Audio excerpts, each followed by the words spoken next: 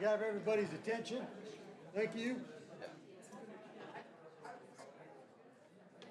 I wouldn't fault them either way if they at least maybe the attempt to understand.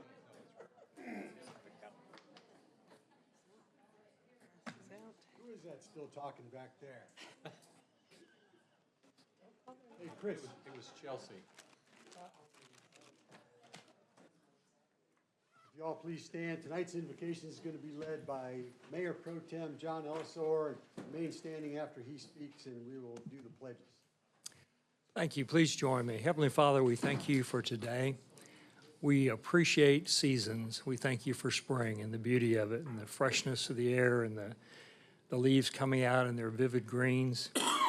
Father, as we gather tonight, we pray that we give us wisdom and discernment. Thank you for the privilege of serving. In Jesus' name, amen.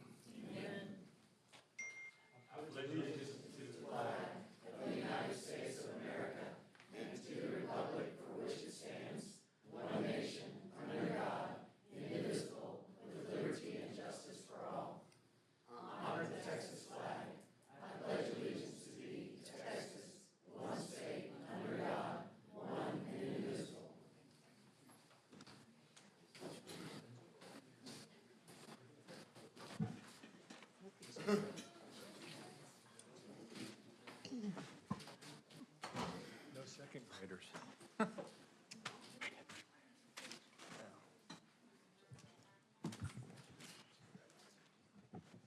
All right, item 4 is Friendswood Academy recognition. We're going to receive the second Friendswood Academy report and recognize the members of their class completing this year, 2026. Cece, you're up. Hello, everyone. How are y'all? Good. So I, again, am here this evening to present to y'all our 11 graduates of our second Friendswood Academy class. So we had 11, technically 12 applicants. We had 11 that we accepted, and all 11 are graduating this time around. So congratulations to them and all of their time.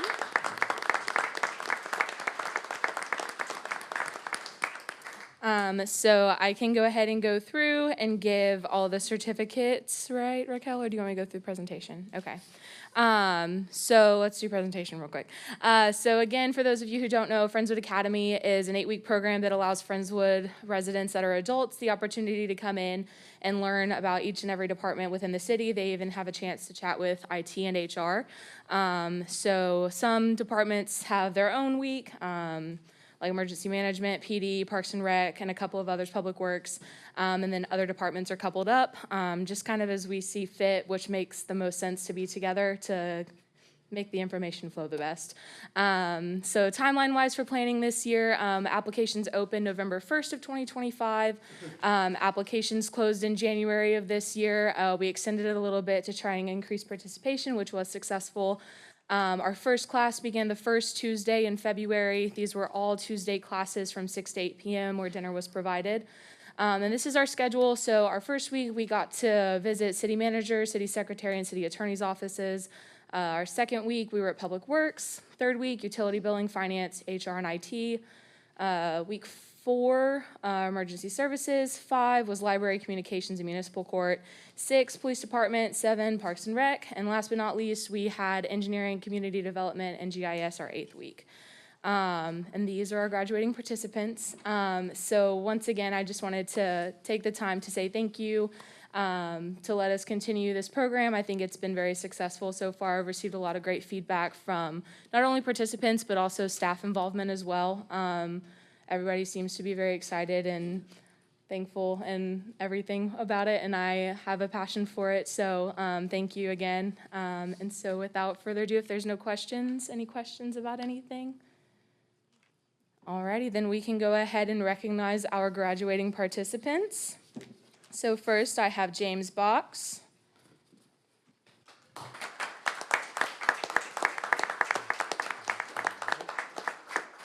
All right, second, I have Miss Chelsea Chase.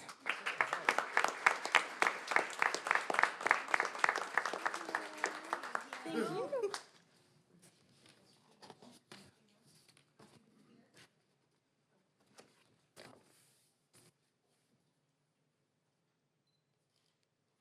I have Sherry Cantella.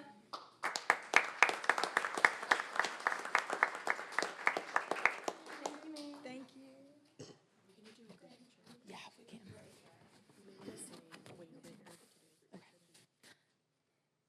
Did you do hers already? Chelsea, also, if you want to step over here, we're going to do a group picture after. Thank you. And then Sherry, if you could step off. And then we have Eugene Gonzalez.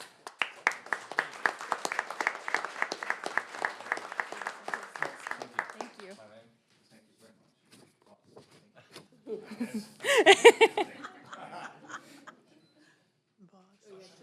Yeah, show off your certificate. That hard work. We have Ashley Guillory next. No worries. Next, we have Eric Jones.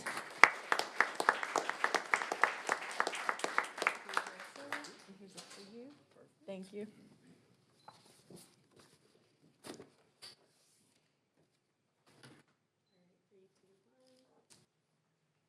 Betty Moreno.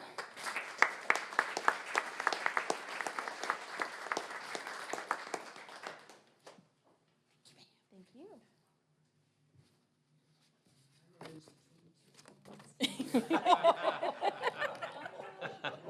Ouch.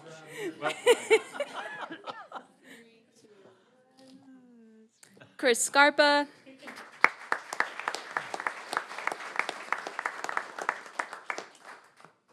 Thank you, ma'am.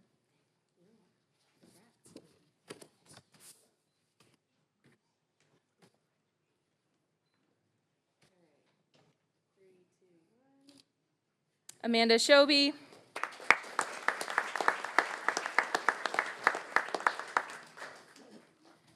Denise, you've never told me how to say your last name, ma'am. Spruill. Thank you, ma'am.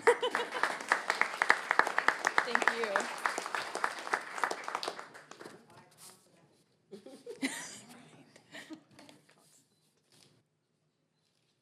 And last but not least, Judy Wiggins.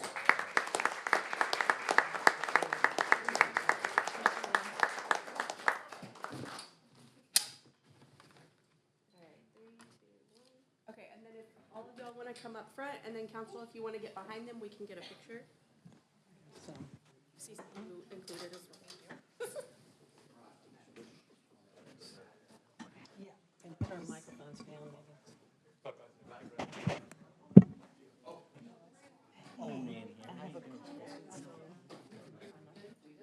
Yes, we are good. All right, 3, 2, 1, 3, 2, 1. 3, 2, 1. Awesome, thank you. And congratulations.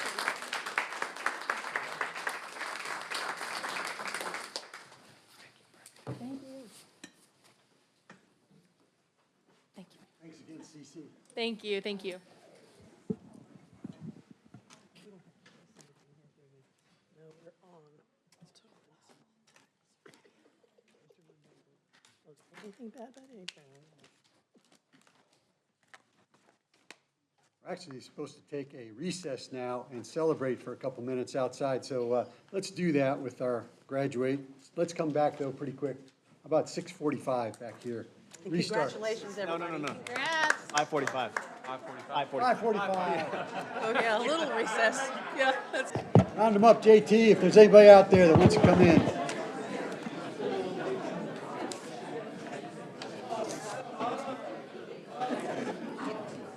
Thank you, sir.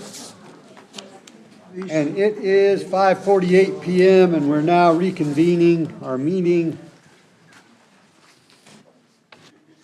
Item 5, council comments and reports. I'm going to go first tonight and just congratulate NASA on Artemis II launch last week.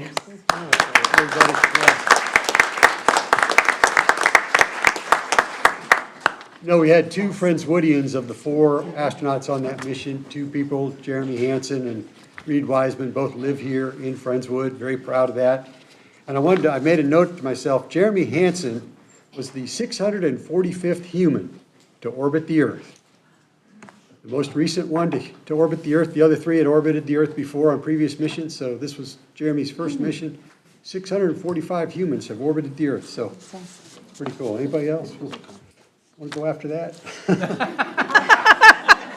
I haven't orbited the Earth, but, I've walked through a high school, large high school in passing periods before, with nobody watching me and no line. And I survived. Speaking of high school, Councilman Ross and I got to speak to a group of Friendswood High School students who are in a leadership academy with the city of Friendswood through KFB, kind of a brainchild of KFB and our city staff. And they come out of class, I think it's once a month, and they have learned about civic duty and what it takes to run a city, and really about all kinds of things about the future and their roles in it. And it was a lot of fun spending time with those high school students. Teen Leadership Program? Mm-hmm. Awesome. Mayor Pro Tem, did you? I just want to say how much I appreciate our parks. I orbit Centennial Park just about every evening with my 9-year-old pointing Labrador, and he loves it. If you can generate a list, I will announce it. I'll confess, I haven't orbited anything. Councilmember Branson, go ahead. I do have a couple of things. First, just happy Easter. Hope everyone enjoyed their holiday. I do want to let you know about a couple of things that are coming up. Rotary Reverse Straws coming up on April the 11th. Also, HGAC is doing a Bringing Back Main Street. I think I've got a graphic for that. And Friendswood is going to, we'll start there. Small Business Week. Okay, whatever. Bringing Back Main Street. Friendswood was asked to host this meeting. They have them on a quarterly basis. They were in Friendswood back in 2018. They have not been back here since. I think they're in for a big surprise and seeing all the accomplishments that we've made since 2018. But that'll be a meeting that's right here in these council's chambers. Our mayor is going to be one of the presenters, as will be Brett Banfield, Dr. Rebecca Hillenberg, Susan Azamaikas, our own Stephen Ray, wherever you went, Stephen Ray. And our local business owner, Luis Briones, will be helping to present that morning. So we're looking forward to that. And then also, if we can go back, we're going to be hosting Small Business Week, and that's going to be consolidated on one day this year, and that'll be on April the 27th, and that'll be out at Hope Village. And we're very excited about that. Excuse me. Too much candy, I guess. Anyway, the afternoon's going to wrap up with Ryan Welsh, who is with the Houston Sports Authority, talking to us about FIFA and all the fun things that'll be going on there. And I'm sure y'all have heard the equation of that. To have those tournaments here, it's like having 7 Super Bowls. So Houston is in for a lot of fun and traffic. They are recommending that if you are going to attend a game, you might want to Uber or Lyft or something like that versus trying to drive your own car in, because parking is going to be tough, difficult. With that, I think I will stop there, Mayor. I won't say anything else. Thank you. Well, I just want to hope everybody had a wonderful Easter weekend, and I just want to thank God for our military services and all the branches of our military, and the special Easter miracle that we had when all those branches got together and brought home our missing pilot in Iran. It just made me so proud to be an American, and God bless America. I just love us.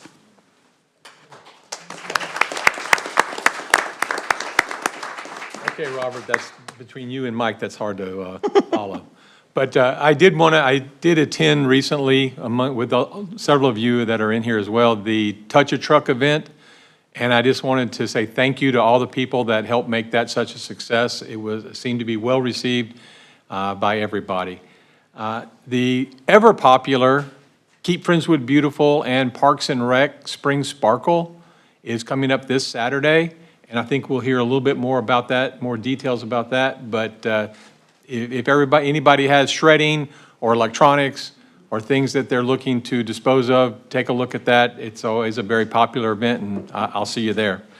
Last thing I wanted to say is that the Planning and Zoning Commission here in Friendswood has an opening. So if any of you have ever thought that you'd like to be on that commission, fill out the volunteer form online, and they will be looking and evaluating candidates to interview shortly. That's it. Councilmember Ross? First, happy Easter. I'm glad to have celebrated that with my family, and I hope everyone got to celebrate with their families. It was an incredible weekend. It always is an incredible weekend. I think, Joe, you need to start hosting a contest on the spring Sparkle, excuse me. I always go Spring Hall.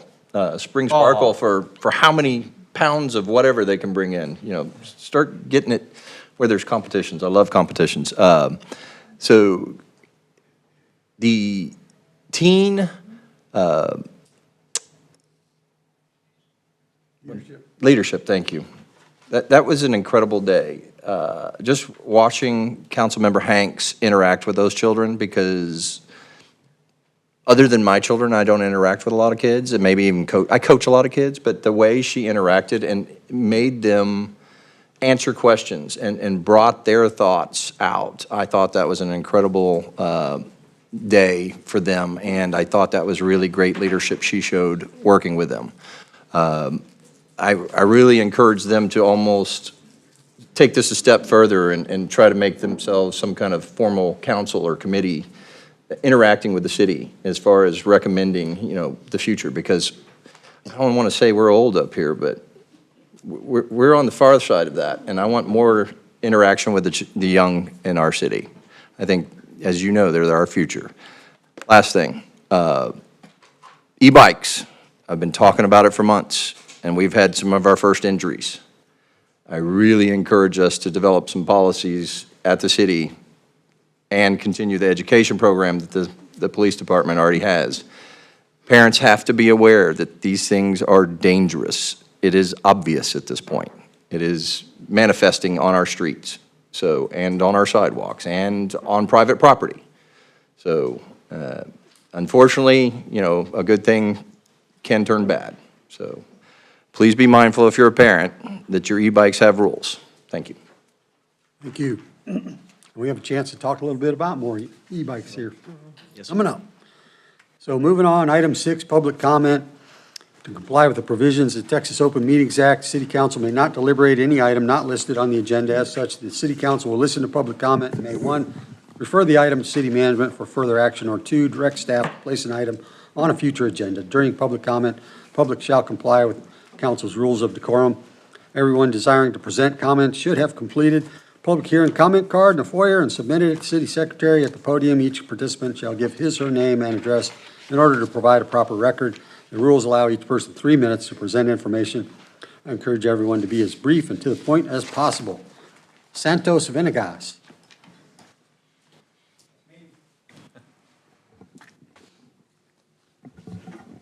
Good afternoon, City Councilman.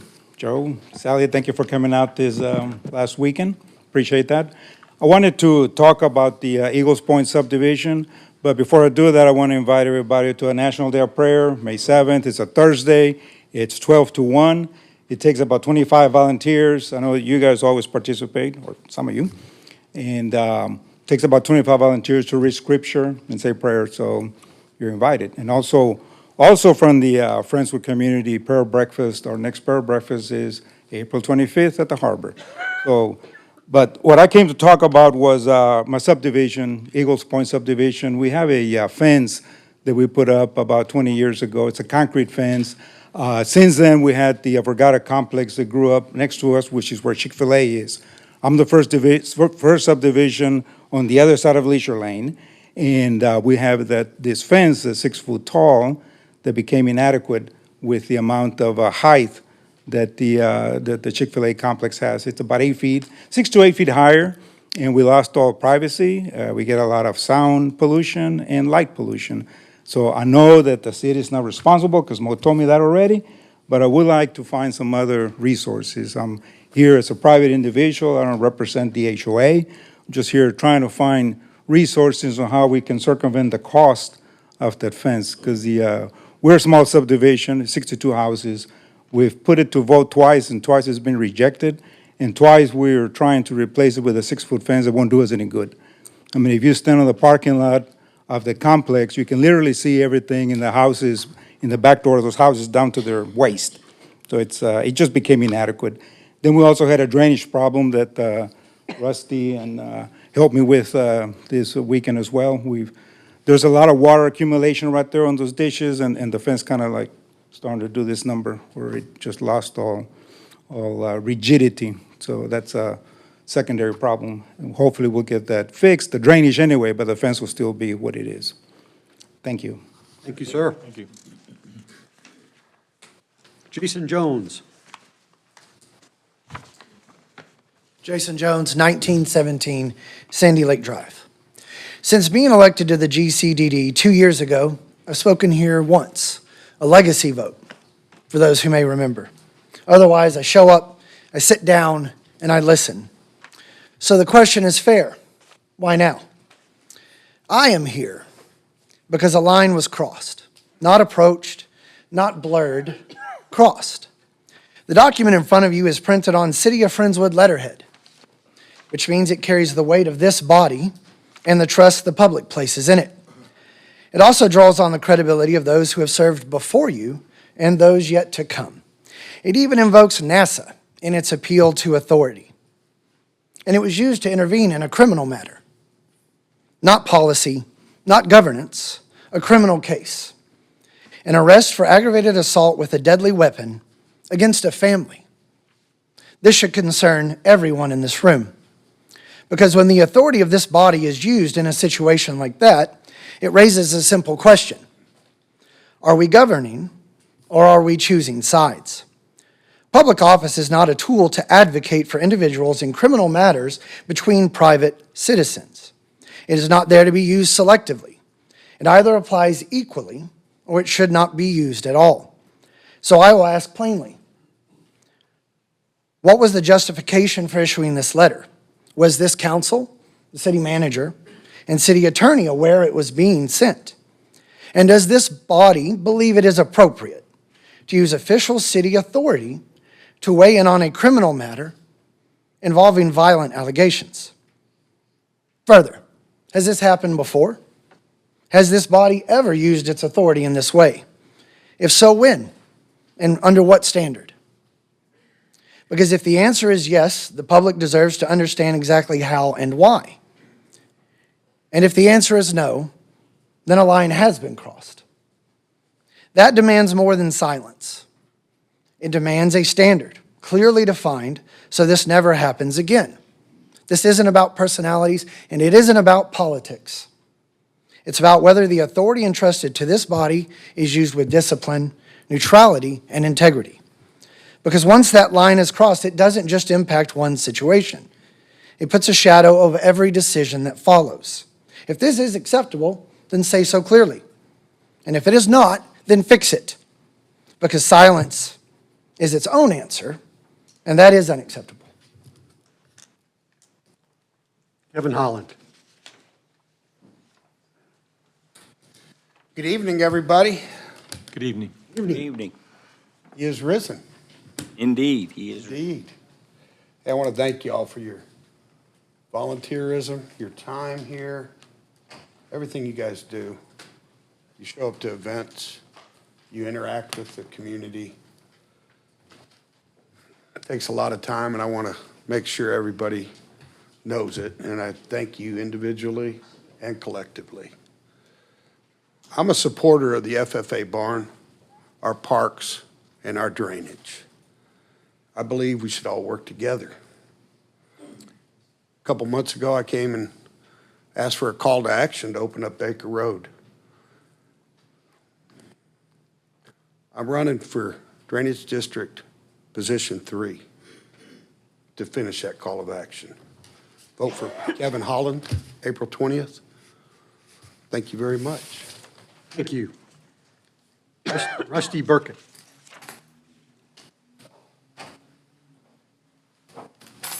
Council 2406 Butler Drive. I'm also the serving president on the Galveston County Consolidated Drainage District Board. Texas is home to two world-class academic institutions, the University of Texas at Austin and Texas A&M University in College Station, and both do remarkable things. UT's partnership with MD Anderson right here in Houston is leading the world in cancer research and therapy. Texas A&M's engineering and seed science program helped solve the famine crisis in Africa.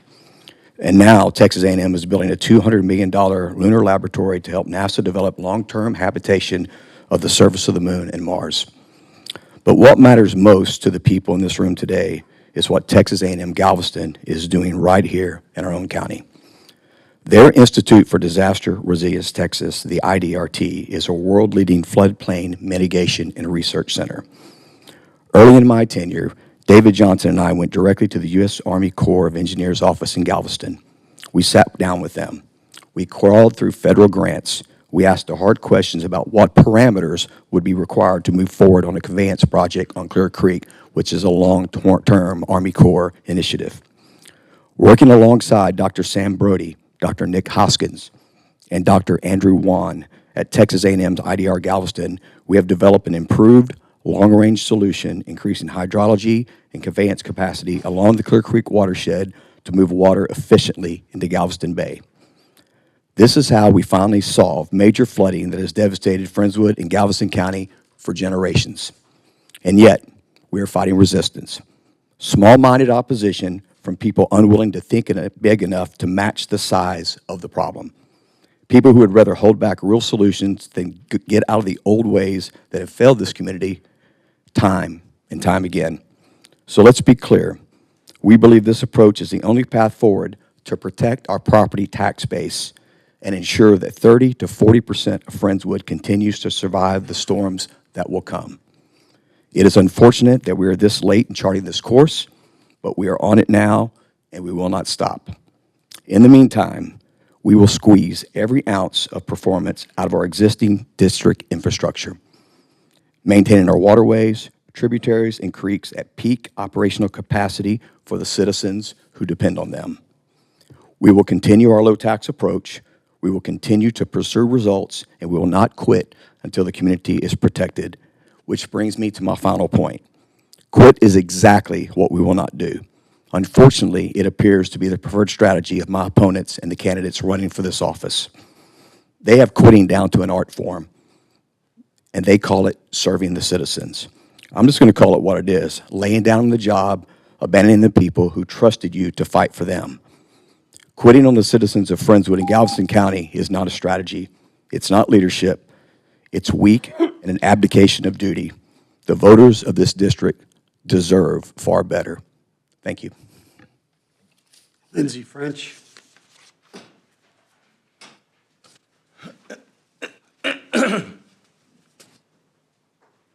Hi, my name is Lindsay French. I reside at 919 Layfair Place. I have been in Parks and Recreation for the past 15 years, with the last 8 years serving as a superintendent for the city of LaPorte. I was originally slated to be on the bond committee regarding facilities for the city of Friendswood, but the dates for meetings didn't coincide with the junior high football and basketball schedule games. So I wanted to come in here and talk a little bit about the importance of a recreation center in the city of Friendswood. I office out of the recreation center in the city of LaPorte, and I see every day how important a facility like that is to the residents and to the youth of the community. I know there's been two options that have kind of been put kind of in talks, one that's downtown and one that's over off of Lundy Lane. While the downtown option does offer a centralized location, Lundy Lane offers more space for growth and development and building programs with the city of Friendswood. Sorry, my notes are in my phone.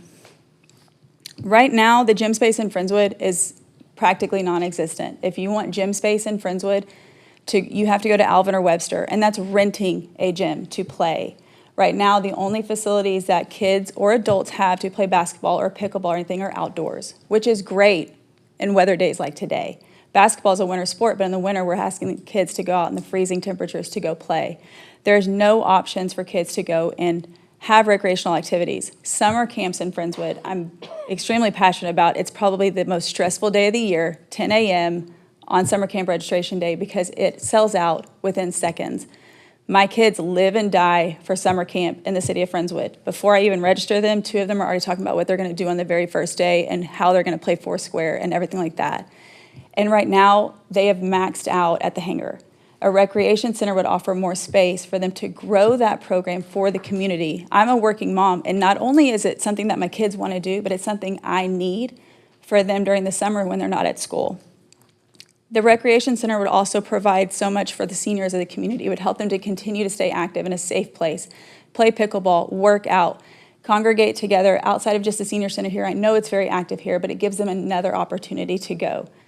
For adults, it gives them options to go play pickup games, to go recreate and communicate and be with other people outside of their homes and outside of churches and everything like that. It lets them go play. Right now, there's no options in the city for the residents to go and hang out and just play. My office in LaPorte, I have a window that overlooks our basketball court. And without looking at the clock, I can tell you when school gets out. Because the laughter picks up in the gym, basketballs are bouncing, and kids are there. Not all of them are playing. Some of them are just hanging out, but they're hanging out in a safe place. They're hanging out in a place that they feel wanted, needed, and they feel okay to just be themselves. I do think this is something that the council really does need to look at, and the voters need to look at, and possibly building a recreation center for the city of Friendswood. Thank you. Thank you. Don Johnson.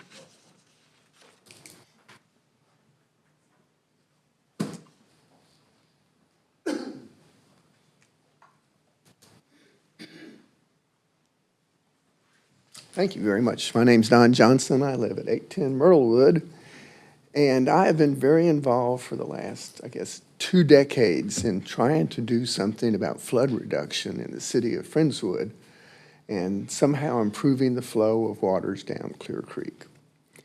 With this election coming up, which I'm sure everybody knows, we're having local elections, the Harris County Flood Control District unfortunately kind of lit a fire under the city elections unwittingly, because there's been, the chairman of the GCCDD has been trying to kill the Dixie Farm Road detention basin project, and that's no real secret. Everybody knows, you know, he's got a different position and wants to go a different way. And so far, all the partners of that have disagreed. You know, they've wanted to stay the course and finish the detention basin and then move on to the next part of the project, which is continuing basins on down. Unfortunately, the Harris County Flood Control District took a position saying, we're neutral. We're not going to, even though we donate most of the money to this project, we're not going to say which way to go. We're going to listen to the other partners and what they want. Well, so far, even though GCCDD pays a very minor amount of money, and they haven't paid their contribution anyway, they get a say-so, the city gets a say-so, and Galveston County gets a say-so. Well, 2 positions on this board might be just enough, that might give him 3 positions to argue that the city doesn't want to do that and take a different position and kill the project, which, you know, I just don't know how to face something like that, because it's been decades that I've been working on that project and trying to get the flow on down the creek and get the detention basins there so we can do conveyance. We can't just do conveyance. I know some people want to go rush out and do that, but Chapter 11 of the Water Code says, hey, you can't just push your water off to your downstream neighbor. That's not the way it works. I know maybe some of our upstream neighbors need to take that more conscientiously, but that's another subject. If we have the detention basins are in place to let us do some conveyance and be able to push water down, because we are delaying what would otherwise be going downstream. So I would suggest everybody get out there, make your positions well known, and that needs to be part of your campaign. Let people know whether you support that kind of a project or you want to wait for a different solution to come along, another engineering project, as if we haven't had enough engineering projects on the creek already. Anyway, thank you all very much. Thank you. Connie Radiso.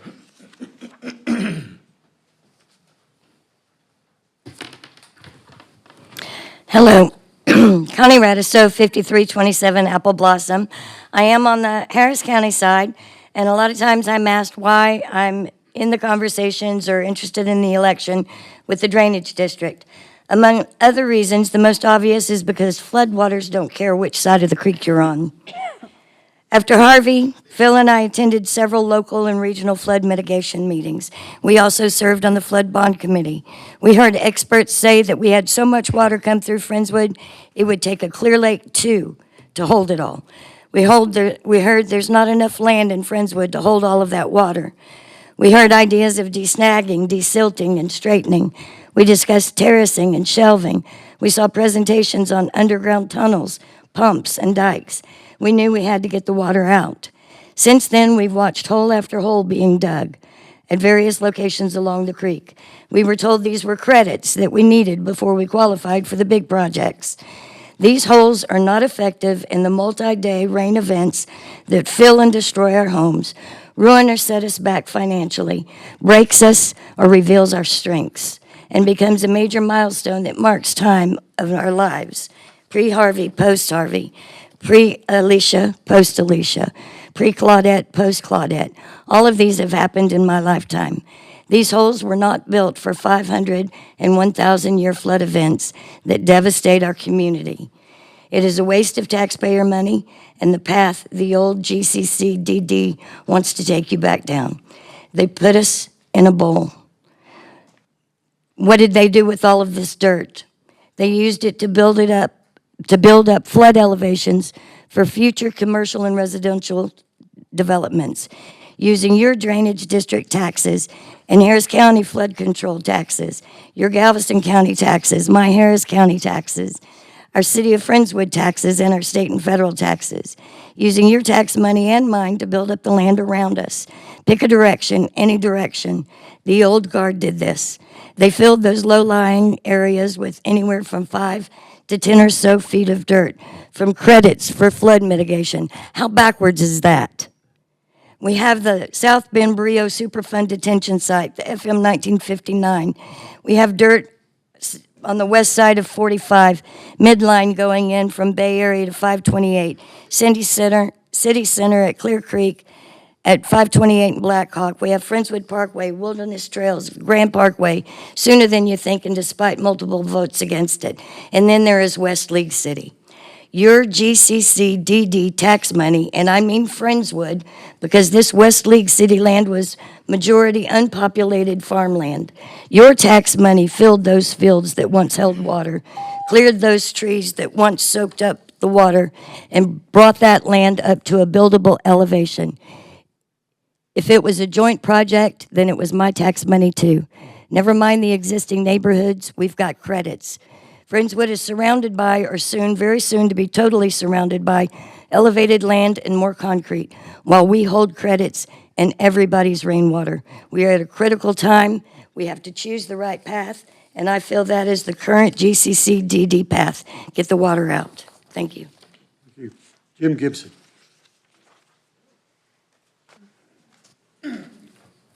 I'm Jim Gibson, live at 404 Charleston. I'm running for position 4 on the Galveston County Consolidated Drainage District. And I'd like to thank the city for showing what the power of regionalization and collaboration does with leveraging their $40 million from the 2019 bond election into $120 million worth of flood mitigation projects.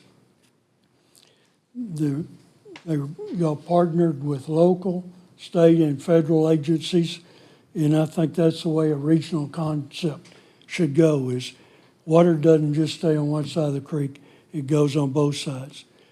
These $120 million projects are all on Harris County side of Clear Creek, which is outside the jurisdiction of GCCDD.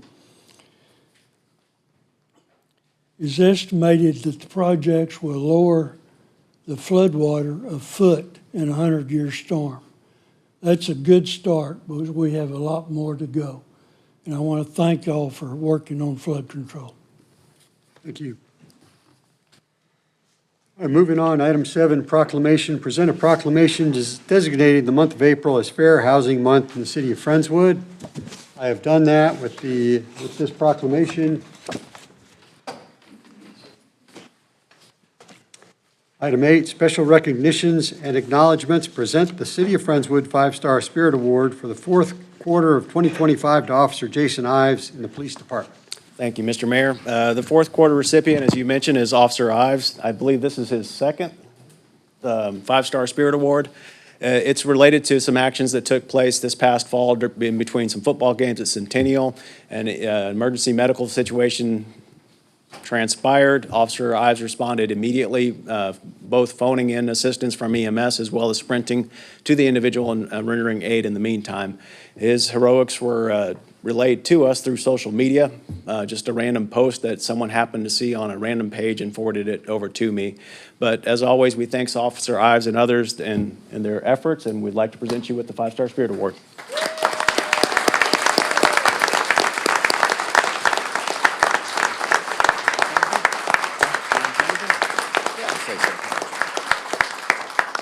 Thank you, everybody. I really appreciate it. All I can say was just part of being out there and trying to help the community.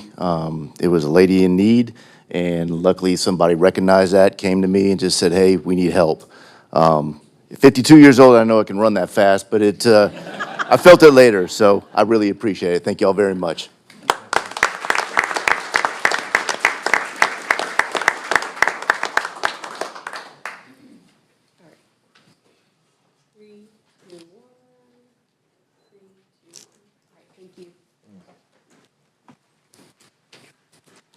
All right, item 9, committees or special reports. A, receive the Keep Friendswood Beautiful Annual Report presented by KFB Chairperson Patty Steinke. Got your work cut out for you, Patty. Good evening, Mayor and Council. I'm Patty Steinke. I serve as the chair of Keep Friendswood Beautiful, and I have other members joining me tonight. I have Paula Matranga, Kay Corey, Betty Moreno, and Melissa Kirk. So we're a volunteer board. Doing my own clicking? Yep, okay. I'll click for you if you want. No, sir. We're a volunteer board. Our mission is to enhance the aesthetic appearance of our city, encourage residents to take an active role. I'd like to review some of the things we did this past year, our activities and accomplishments, and they kind of hit on these focus areas.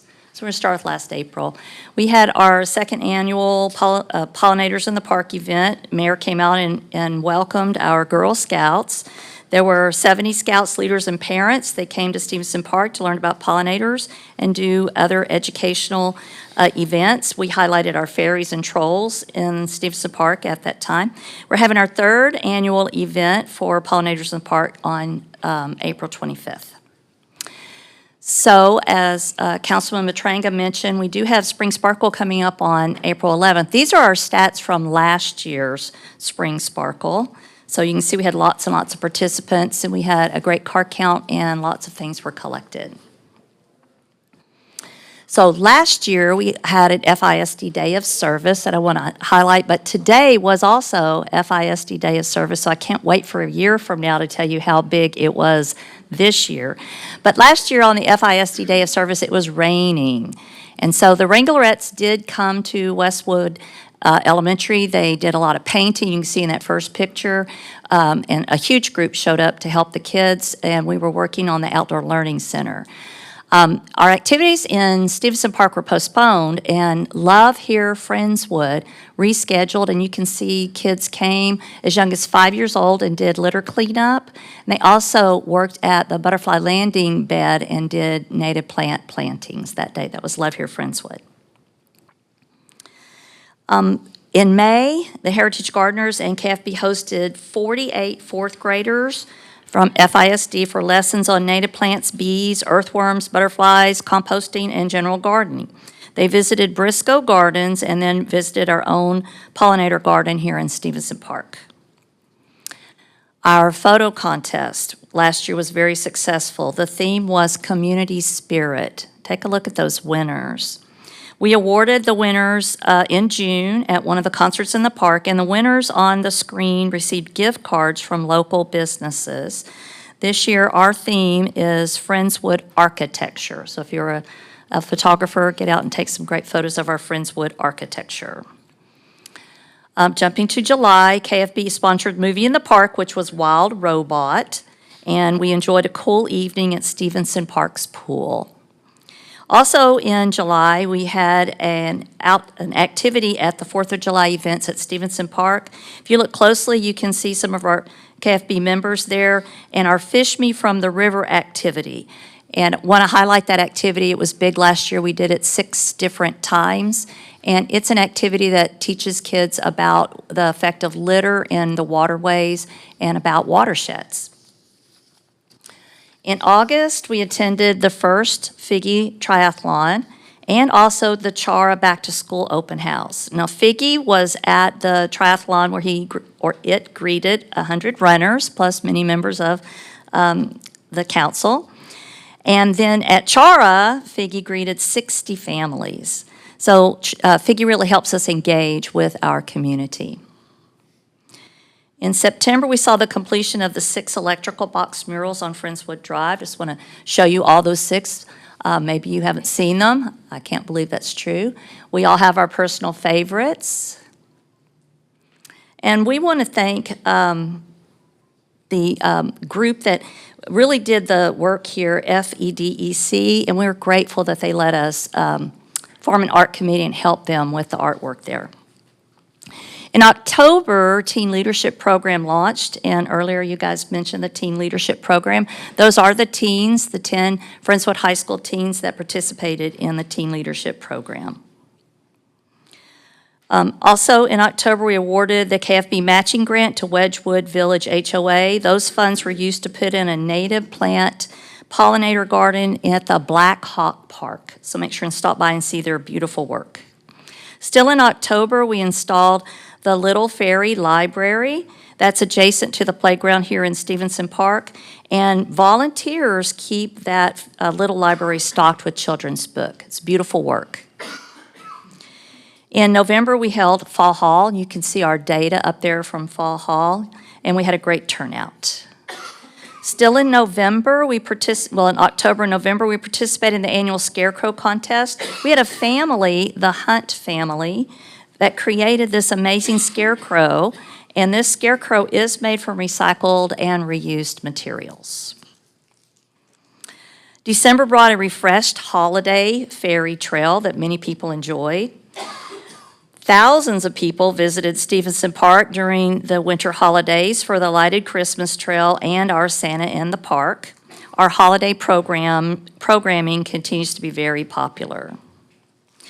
To end 2025, we installed 8 native animals on these signs. We call it Arena Roundup, and it's in Old City Park. I don't know if anybody's made it over there to see those 8 animals.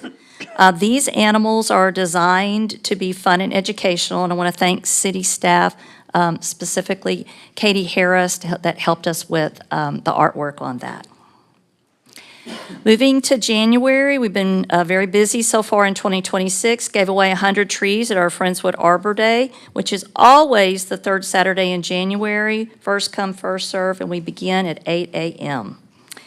In February, we hosted a citizen science water testing class by our newest partner, Biopreservation Association.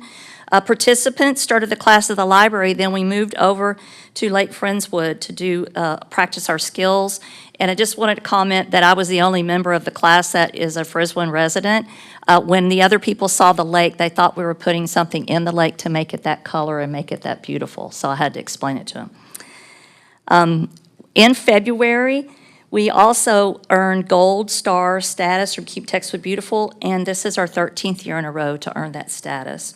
And then we also worked really hard and completed an application for the Governor's Community Achievement Award, and we'll find out in May if we received that big grant. So again, Councilman Matranga mentioned the interactive booth we had at the 2nd annual Touch a Truck event that was held at Friendswood High School on March 14th, and we did greet over 300 participants. Over the last 12 months, we presented 4 Business Beautification Awards. Jacob White, C.L. Davis, Friendswood Hospital, and 161 Building C and D have been our winners. Over the past year, there have been many, many community litter cleanups. You can see a few of those, like the Teen Leadership Group, Youth at Santa in the Park. But the 2 groups I really want to give a call out to are Scouting of America. In May, they went all the way down Clear Creek and picked up trash in the waterway. So that was a big thing in canoes and kayaks. And also, Mary Queen Creation Care cleans up or picks up trash on 528 from HEB all the way down to Windsong on both sides of the road. And so they do a really big service for us in the community. We've been tackling the removal of invasive woody species in Stevenson Park with the Texas Master Naturalist, mostly cutting invasive ligustrum, which you can see in the top right-hand corner. This is a little piece of riparian forest that is right along Cowards Creek. We've completed phase 1 and 2, and 100 native trees and shrubs have been planted to replace the invasive plants. The final phase has already begun. We have volunteers in our group that include the Texas Master Naturalist Young Men Service Leagues. You can see lots of young men and their mothers there. That's what the Young Men Service League is all about. And then lots of area residents have come out to help. And the free trees that we're planting are provided by Trees for Houston. If you go to the parks, you might also see these items. Some sixth graders at Friendswood Junior High installed a monofilament fishing line recycling receptacle at Lake Friendswood. That's very important to protect wildlife. And then over on the right, those are frog hotels for tree frogs, and we have those at 3 different parks. And that was a scouting project. And then lastly, we go out and do lots of education in the community. There's our Fish Me from the River event that you can see. We really, really enjoy working with our youngest residents, making appearances here at the library story time and also at Chara's Bloom class, which is for 3- and 4-year-olds.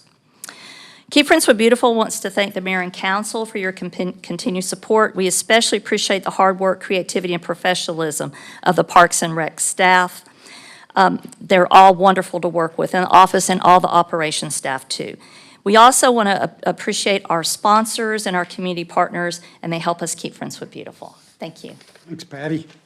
Thank you, Patty.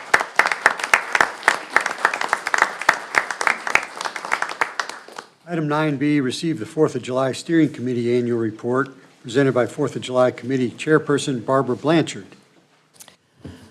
Good evening. I hate following KFB. Theirs is always so impressive. My name is Barbara Blanchard. I'm the chair of the 4th of July Steering Committee for I don't know how many years now. It's been my pleasure and my privilege to serve on this committee. I want to invite all of you here, to the 4th of July festivities this year. It's themed Party Like It's 1776. As everybody knows, this is the 250th year of our great United States. And we will start our 4th of July festivities with the dignitary breakfast that I hope I see all of you at. The day will start after that with the parade at 10 o'clock going down Stevenson Park, which I hope you all will participate in also. As we look ahead to the rest of the day, we want to share an important update. We will not be hosting the day program at Stevenson Park this year. Over the years, the past few years at least, it's just economically not feasible. The attendance from the residents isn't there, and we just can't keep doing it. So we have changed, and we're turning our attention to the evening program. We are starting early this year. We are starting at 5 o'clock. Excuse me. We have a lot of different activities going on, and the first 250 guests will receive giveaways to help celebrate America's birthday this year. Oops. So join us at Centennial Park at 5 o'clock. The evening features a concert starting at 7, followed with fireworks at 9:20. Enjoy a Ferris wheel this year. We have a lot of big surprises this year, so it'll be really fun. It's America's 250th birthday. Turning 250 calls for a big party. So come celebrate with us like it's 1776. Thank you. Thanks, Barbara.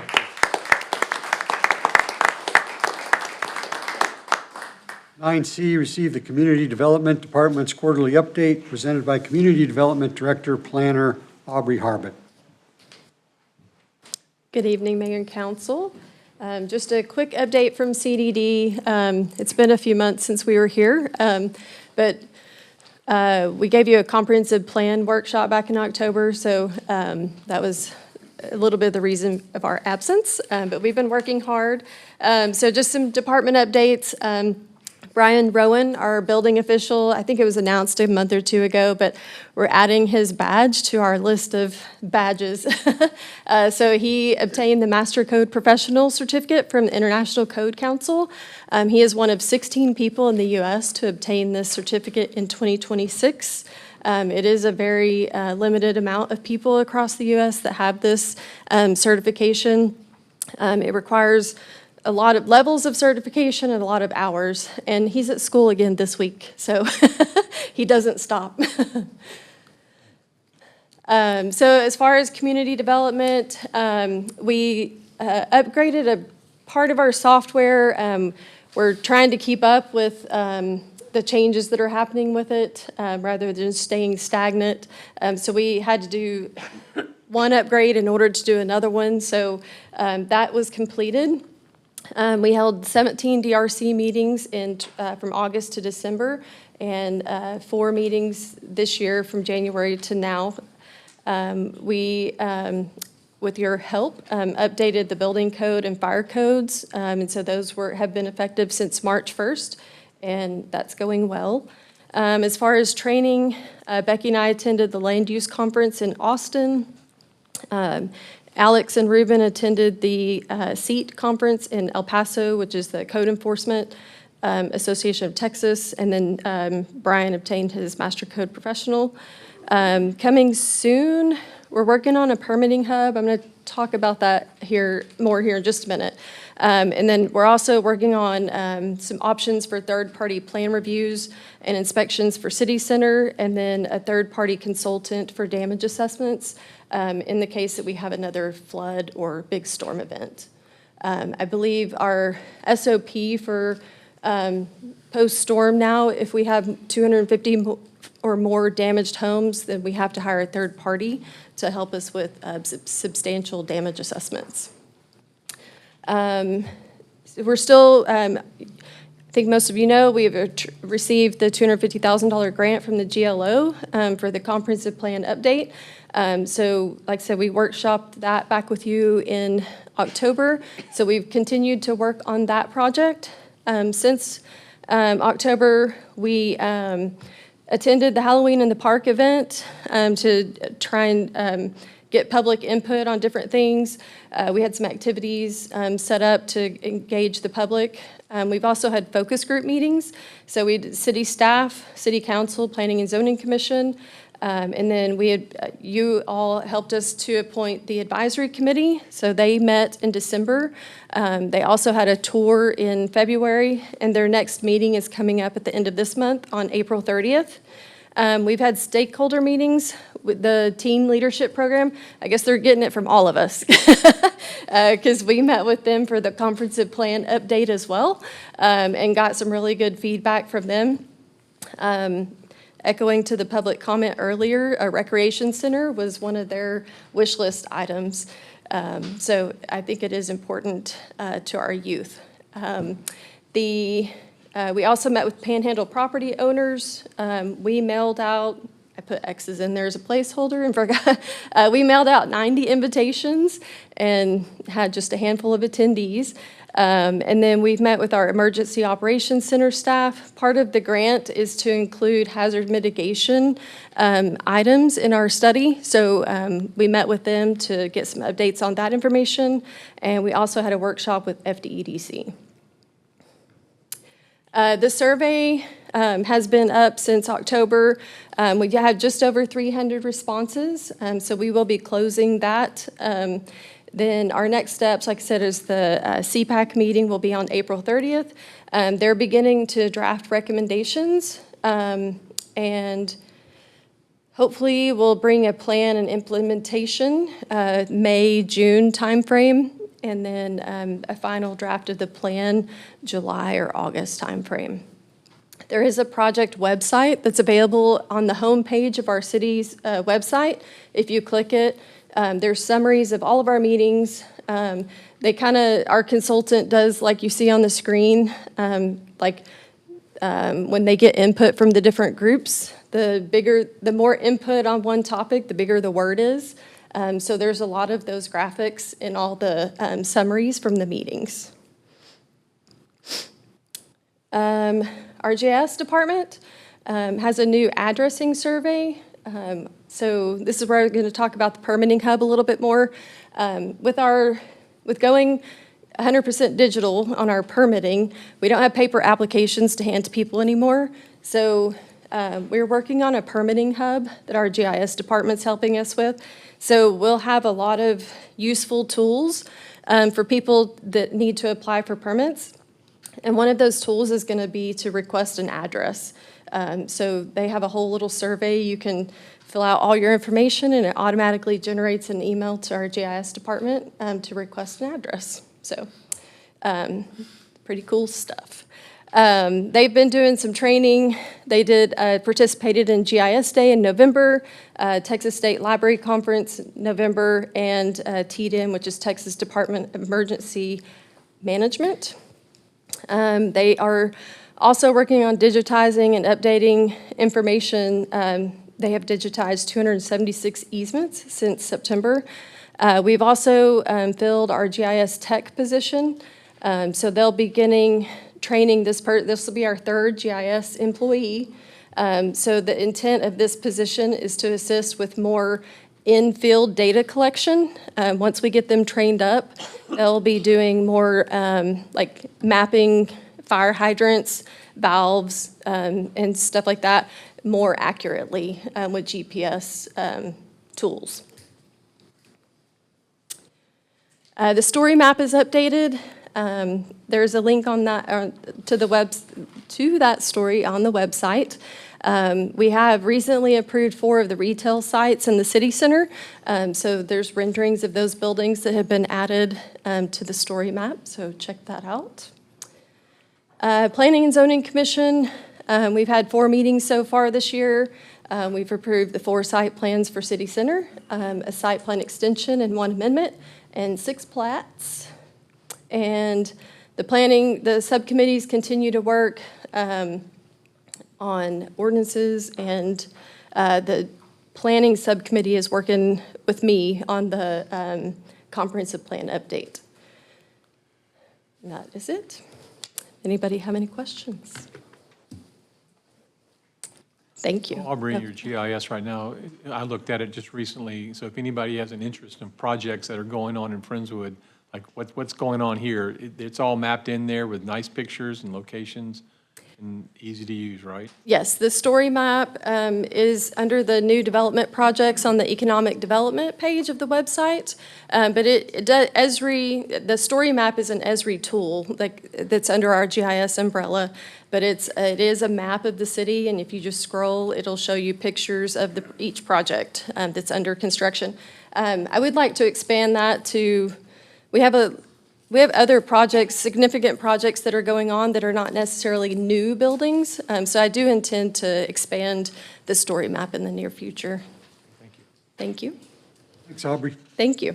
Item 9D, receive the 2025 Annual Comprehensive Financial Report, presented by Lupe Garcia with Whitley Penn.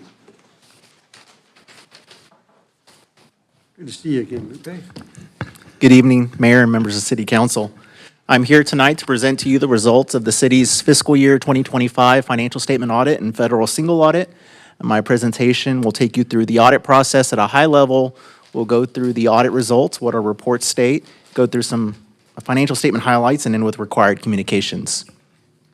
The audit process began in 2025. The first phase of field work occurs in August, where we're on site for interim field work, performing preliminary procedures and internal control testing.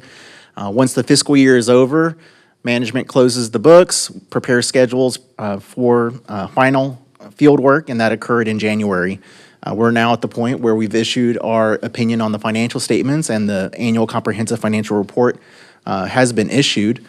At the beginning of the financial section is our letter that contains our opinion. We've expressed an unmodified opinion, so that's the best outcome in a financial statement audit, indicating that the city's financial statements are following generally accepted accounting principles and are free of any material misstatements. We also issue a report on the city's internal control over financial reporting and on compliance. Our procedures did not identify any deficiencies or weaknesses that we had to report, nor any material noncompliance related to your financial statements. And then the third and final report we issue is on your administration of your federal grants. Each year, we identify the programs that are tested in the federal single audit. And for fiscal year 2025, the two major programs were the Coronavirus State and Local Fiscal Recovery Fund, or the ARPA funds, and then FEMA Disaster Grants Public Assistance. Each of these programs have unique compliance requirements. We test the city against those requirements. No question costs, no non-compliance, no internal control deficiencies or weaknesses either. So a good, clean report here as well. Jumping to your financial statements, we'll start with your balance sheet as of September 30th, 2025. Your total assets and deferred outflows of resources were $393 million. That's primarily comprised of the city's cash and investments and your capital assets. Your total liabilities and deferred inflows of resources were $217.4 million. That's primarily comprised of your long-term debt payable and your net pension liability due to your participation in TMRS. The difference between your assets and your liabilities and your outflows and your inflows is your net position, and that was $175.6 million as of the end of the fiscal year, which was an increase of about 10% compared to the year before. Drilling down into your long-term liabilities, you'll see there at the total that for fiscal year 2025, you did end with long-term liabilities of $191.3 million compared to the year before, which was $143.5 million. The primary reason for that increase was there was the issuance of water and sewer revenue bonds of $20.4 million during fiscal year 2025, and also the Friendswood City Center Public Improvement District issued assessment revenue bonds of $36.9 million. So now those are reflected in the city's financial statements. The city's major funds are reported here on this slide. You have 5 governmental funds that meet the quantitative thresholds to be presented as major funds. So that includes your general fund, the Coronavirus State Fiscal Recovery Fund, your bond construction fund, debt service fund, and the Friendswood City Center PID is a new governmental fund in fiscal year 2025. The city ended the year with fund balance of $61.9 million in these major and non-major governmental funds. And the primary increases during the year were, one, the Friendswood City Center PID due to the issuance of the revenue bonds, the assessment revenue bonds during the year. You ended the year with $8.5 million in fund balance. And then the city's general fund recorded an increase of $5.8 million, and the majority of that increase is related to the FEMA reimbursement. You incurred expenditures in fiscal year 2024 related to Hurricane Beryl, and then you received that reimbursement in the subsequent year in fiscal year 2025, and so that explains the majority of that increase there. For the general fund budget to actual, revenues were greater than final budgeted revenues by $2.9 million. Your expenditures were less than final budgeted expenditures by $4.4. Overall, there was an increase in fund balance of $5.8 million for an ending fund balance of $19.1 million. That balance gets reported in a few different categories. Non-spendable, $500,000. Restricted and unassigned were $0.7 million and $2.3 million. And then your unassigned fund balance is $15.6, which is available for spending on any lawful purpose by the city. $15.6 million in unassigned fund balance represents 36% of your expenditures in the general fund. The city has a financial management policy to maintain at least 90 days or 25%, and so you're meeting that policy. You see the decrease in fiscal year 2024. That was related to the Hurricane Beryl expenditures that the city had to upfront fund before you were reimbursed in fiscal year 2025. The city's water and sewer fund ended the year with $68 million in net position. That's primarily comprised of the city's infrastructure to provide water and sewer services to the citizens. Your unrestricted net position of $11.6 million meets the city's 90-day reserve requirement in your financial management policies. In my presentation, which is required communications, as part of the audit, we ensure that the city is following all current pronouncements related to generally accepted accounting principles. Estimates are included in your financial statements, and estimates can always change in the future, so we do evaluate management's basis for making those estimates. Happy to report that we didn't have any difficulties in performing and completing the audit. We had the city's full cooperation, so kudos to the city's finance department for their patience and cooperation through the entire audit process for completing the audit on time and having a nice, clean report to issue to the public. No misstatements that we identified as a result of our procedures, no disagreements with management on any accounting or financial reporting related matters. We do obtain a letter from management at the end of the audit indicating to us that the city's provided us with everything we've requested. Nothing's been withheld that would need to be recorded or disclosed in the report. As far as we're aware, the city's not consulting with other auditors or accountants on any financial reporting or compliance-related matters. And then the last bullet on this slide, we answer questions, provide information and guidance, but at no time do we feel that impairs our independence to serve as the city's external auditors. So if you have any questions about the report or the audit itself, I'd be happy to take those questions. I don't have any questions, but I just want to congratulate our business department once again because we take this for granted. And there are lots of taxing entities out there I'm working with too right now that do not have the oversight that our city has. They don't have the diligence of watching their books and the spending and their budget managers and all like we do, and have been for a long time, and it shows in these reports, these audits every year. So congratulations, Murad, to you and your staff. Well, in that regard, too, you jumped over it really quickly when you mentioned the extra accounting practices that it takes for federal grant funding and all the grant funding. In 2025, this year, we collected $6,939,000, over almost $7 million in grant funding. That's 1.356 from 2024. Now, I know that barrel accounts for it, but at least over $2 million was collected, and that's because our staff and the grant people who reach out and go for those dollars were able to get those dollars, and we account for them appropriately, and federally, they look at us and we get a good, clean slate. So that's huge.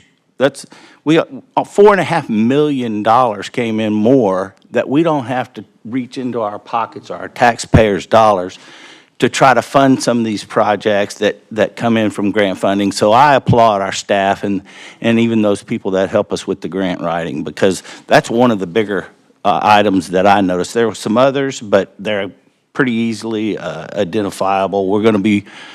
We had some unspent funds, and we got about $4 million that we collected for road taxes, but we're going to be spending that on Black Hawk. That's all been with regards to the questions in my agenda prep. But yeah, I was really thrilled with this report.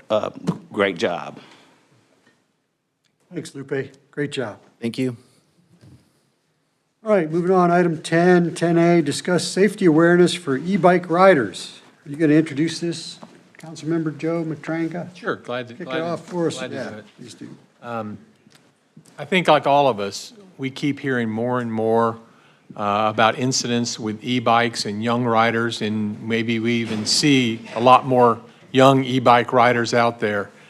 And what I think when I see some of that is, gosh, they're not doing really anything different than I did as a kid, except they're going 3 times as fast on a much, much heavier vehicle. And so these are young riders that I'm worried about, that I see out there, that don't know the awareness, don't have the training to be out and going that fast on such heavy vehicles. So again, as we hear more and more, and I had a resident, I was hoping he would come here tonight to speak. He wasn't able to make it. But he called me the day after an event where he did everything correct, it sounds like. But he heard a noise, he heard a whine, he stopped his truck near Castlewood, and the next thing you know, he sees something out of the corner of his eye, and a young lady drove right into him and hit his truck. She had to end up being taken to the hospital. I hear she's all right, but in the end, we keep having these kind of incidences. I'm worried it's going to get worse than that. Councilmember Ross just talked about this today, as well as he's talked about it previously, and I think it's all of our minds. So tonight was really just a workshop to say, you know, what should we do? What can we do? You know, I just want to be really clear. I don't think any of us, or at least I don't for sure, want to take the place of anybody's parenting duties and, you know, to describe what their kids should and shouldn't be doing. But I just don't want anybody hurt.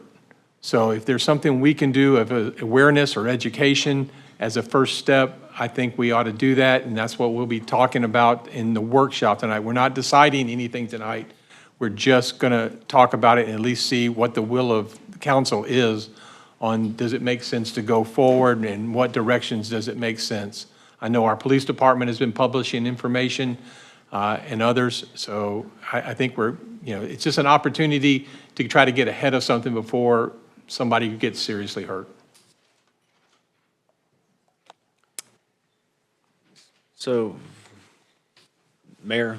Well, first off, Joe, Michael, Trish, I think you all were wanting to talk about this, and it's a great topic. I know it's a little bit challenging because at the same time, you've pointed out, we're not here to parent the children that live here, but if there's a way that we can provide some guidance, regulations, we should probably step up and do that. So, Rod, I'll turn it over to you.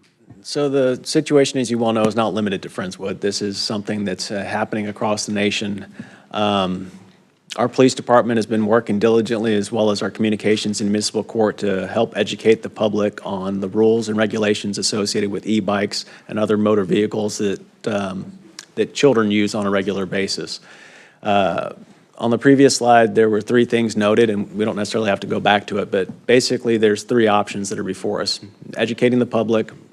If that doesn't work, registering e-bikes so that we at least can provide some opportunity to touch base with the parents as they get these bikes and these scooters for their kids. And then finally, regulating it. Obviously, with any of these programs, there's some level of resource that's involved by the city in order to achieve success, if we are able to achieve success. My 2 cents, unfortunately, is I don't think this will change until there's a change industry-wide.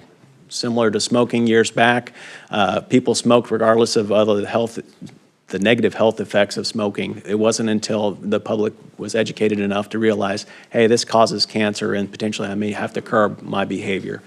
So there needs to be a change industry-wide for us to be effective. On the next slide, our police department, in conjunction with municipal court and communications, has put together some educational material that identifies e-bikes based upon the class of the structure, its weight, how fast it can go, whether or not license requirements are necessary, and then also where these devices can and cannot be used. I will note, even if we would notice illegal activity taking place, our police officers are in a precarious position. They want to engage the child, but they want to do so in a safe manner. So, for instance, our police chief last week witnessed an individual, a young kid going to the junior high using one of these e-bikes. They popped a wheelie, 2 of them. Rather than necessarily flash their lights, they followed the kid till they got to the junior high. The concern obviously is if you necessarily engage the individual, they may speed off out of fear, and you don't want them getting in a wreck in the process of doing so. When the police chief went to the junior high, engaged the child, engaged the parent of the child, and had the parent come pick up the vehicle because it was an illegal e-bike, and had the child go back home after school by means of transportation with their parent rather than back on that facility. Deputy Chief Reyna is here this evening if you want to give some additional background as far as the legalities on e-bikes. I would like some feedback from council as to how far you want to take this discussion. Obviously, no decisions being made tonight. There's not an ordinance for y'all to consider. But somewhat, let's debate the issue and figure out what y'all would like to do.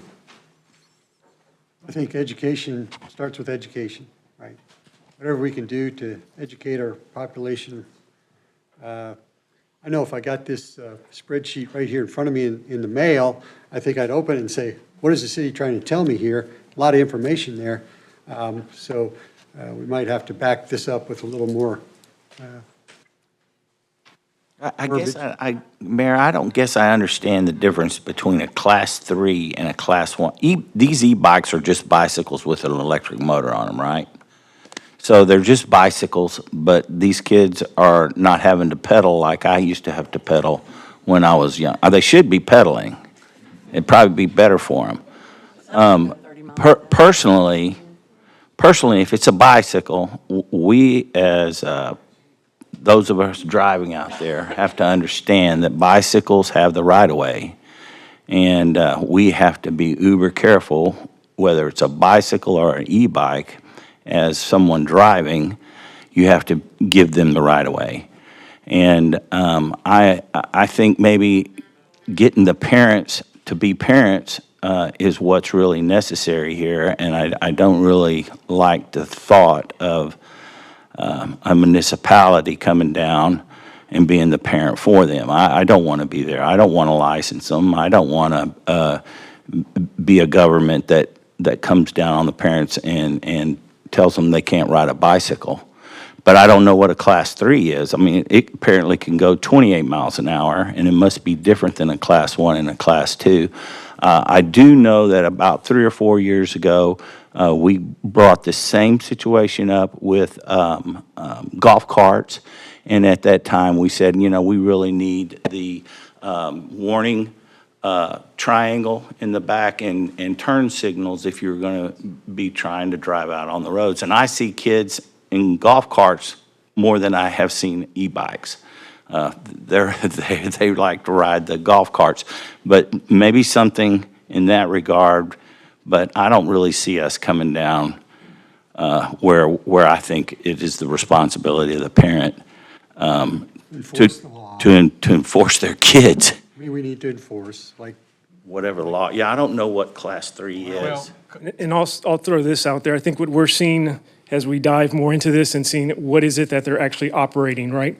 We'll get complaints that they're driving an e-bike recklessly, and they'll say it's an e-bike. Well, when we go out there, what we're seeing that they're actually operating are the electric dirt bikes, okay?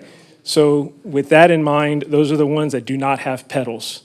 Okay. Those are the ones that are, I think, being used the most, and those are not allowed. I saw 2 of those today. So I think once we push the education piece in conjunction with the enforcement, calling parents, having parents come and pick up the child along with the electric dirt bike, I think we'll see a drastic reduction in this type of behavior, because typically that's what we're seeing out there. It's the actual e-dirt bikes, not the e-bikes that are legally allowed to be on the road. So as one who lives in a rather large subdivision area, I'm seeing these all the time. And they're not the older kids going to the junior highs much. There are a lot of those because that's where I live. But there are a lot of younger kids, elementary age kids riding these bikes, and they don't stop at stop signs. They cut diagonally through because they're little kids. It's like they're running, and they just dart across the street, except they know to look when they're walking or running. But on the bike, they're just going because it's motorized and it's fast and they're having fun. And even my 15-year-old who has an e-bike came to me and said, Nana, there's a lot of little kids out there. It's really dangerous. A police officer stopped a group of us to try to help these little kids that were riding really wild. Somebody's going to get hurt. There's a lot of that goes on. But here's what I would suggest, because I don't know if we're at a place for a law. We give it to the mamas, because the mamas in this town, because these are young kids and it is a safety thing. And I think maybe we lead the charge, but we go to the PTOs, we tell the mamas what we are seeing and ask for their help. And because somebody is going to get hurt, somebody is going to get seriously hurt or worse. And it's just a matter of time, and we're about to come on to summer. I mean, I saw it over spring break, but once summer starts, it's going to explode. And these have exploded. These motorized bikes, however they're classified, have exploded much more than golf carts. It's like everybody has one. And they're 6 years old, and they have them. I saw somebody on 518 one evening coming back from HEB towards my neighborhood. They were riding on the wrong side of the road, on the shoulder, no light, and it was a young child riding on that. And I thought, oh. I've seen him on Stevenson Park track and almost got run over. So I think that when we get our mamas who are, they don't always know what their young kids are doing. And when we get them mobilized, and I think if we went to the schools and to the PTOs and said, hey, this is what we're seeing, we need your help, they would do it. I think they would step up and do it. And I think that that's where we should lead the charge first and say, moms, we've got to have some help here. This is what's going on. Give them this information. They'll come up with creative ways to help police their kids. And it's not so much a got you or a ticket, but it's a way for safety, you know, because when teenagers are complaining about young kids and expressing concern about the young kids, how they're driving those. And the moms don't really know, they're just not aware of it. So I think we should go there. Anything else? So I have a little bit of what Murad said about this from a standpoint of industry needs to act. And at the same time, like you mentioned on smoking, I'll go back a little different tact. Go to seatbelts. It took laws to induce people to wear seatbelts. It took people writing tickets to induce people to wear seatbelts. The number of deaths on our highways dropped dramatically after people started wearing seatbelts. So we're somewhere in between, right? Waiting for industry to do this, they're not going to. State legislature, they won't meet for another, year. So what do we do in between? Because we already had a severe accident, it could have been a fatality from the way you just described it. I mean, if the truck is moving, It was a bad. if the truck is moving, that is not a good outcome.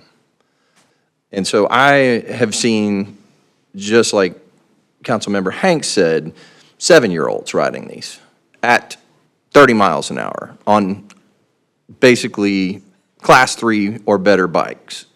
So this is out of control, and somebody's going to get injured and already has got injured. And then the next step is worse. I've seen a lessening of it since in my particular community, we have a lot of green space, and so the e-motorcycles are running around, jumping culverts and doing things like that, but we've put up some no trespassing, can't ride your e-bikes here signs. That's knocked it down about 50%. But I mean, these same, They did that? yeah. But the kids are still, there's still 50% of them out there jumping. I mean, they're going 10, 15 feet. I mean, to your point, the wheelies that they're able to do is because of the instant torque. These aren't bicycles, so these are machines that probably need to have a much higher class of regulation by the state. But where do we sit on it? How do we deal with it? You have to have law enforcement, when they see those things, stop them. Like you said, stop them at the school. That's a great place, because I think that's where a lot of them end up. But then you can have that communication with the parent, because if they're doing that wheelie on the street, they're in danger. They don't think they are. They're children. They just don't know it. So I'm a little more assertive and aggressive on this, but I've been kind of watching this for a while. So my opinion is we need to find a way to be a little more assertive with the policing of it. Mayor, I'd like to ask our city attorney to do a little canvassing of municipalities around the state and see what other communities are doing. Have they passed ordinances? Are they enforcing them? Are they being effective? And report back to us of what's out there right now. Because this is a growing thing, not only in this area, but statewide and nationwide. It's a thing, it's a fad. So let's look into what other communities are doing and see if any of that is effective and it would work, if it would work for Friendswood. There are cities that are currently registering the bikes up in the Dallas area. Deputy Chief, one of the things I know you and I talked about, because we talked about this at least once so far and traded a couple of emails, but you found some information about the memorial villages that I thought was interesting. Going back to Councilmember Hanks's point about education, could you let the rest of the council know kind of what, in general, what you found there? So I have a contact over there that I spoke with who kind of were in the same boat as us, right? For those not familiar with that town, it's a mainly residential bedroom community. And he informed me they had this issue. So what they did, a targeted education attack and making sure the parents knew that they were illegal. And then if they were riding the ones that were legal, what laws apply to them. And he said at the conclusion of that period, they saw a drastic reduction in problems with e-bikes. He said he could only recall one citation that they actually issued after that education period. Given the fact that so many kids now have them, I truly think parents don't realize that they're illegal, because they can just, a lot of people got them for Christmas, everybody has them, their friends have them, so they just assume they're legal and they're buying them for their kids. So I think once we hit this, and then of course the enforcement action, I believe, has to go with it, not just the education piece. There's got to be us out there educating and calling parents, having them get them off the roadway. And I think it's going to make an impact. Thank you. I'd like to take it one step further than Councilmember Ellis or And I think that's a great step, but I think it's part of it. I think from the police department's view, continuing to look at what some of the other police departments are doing and what's being effective out there would be helpful as well. It'd be interesting to get a little bit more staff involvement to come back to us with a kind of a more robust proposal of what makes sense to do as a step one of, at least for me, education and awareness is kind of step one. I worry about putting the police officers, as you said, Murad, about putting them in difficult situations, and I have no interest in doing that. But I do think communication, education, awareness could be a great first step to see if that can make the same kind of difference that you found. It starts with talking with your neighbors, talking with parents, and encouraging them to understand the nuance associated not only with these different types of vehicles, but the inherent dangers that exist.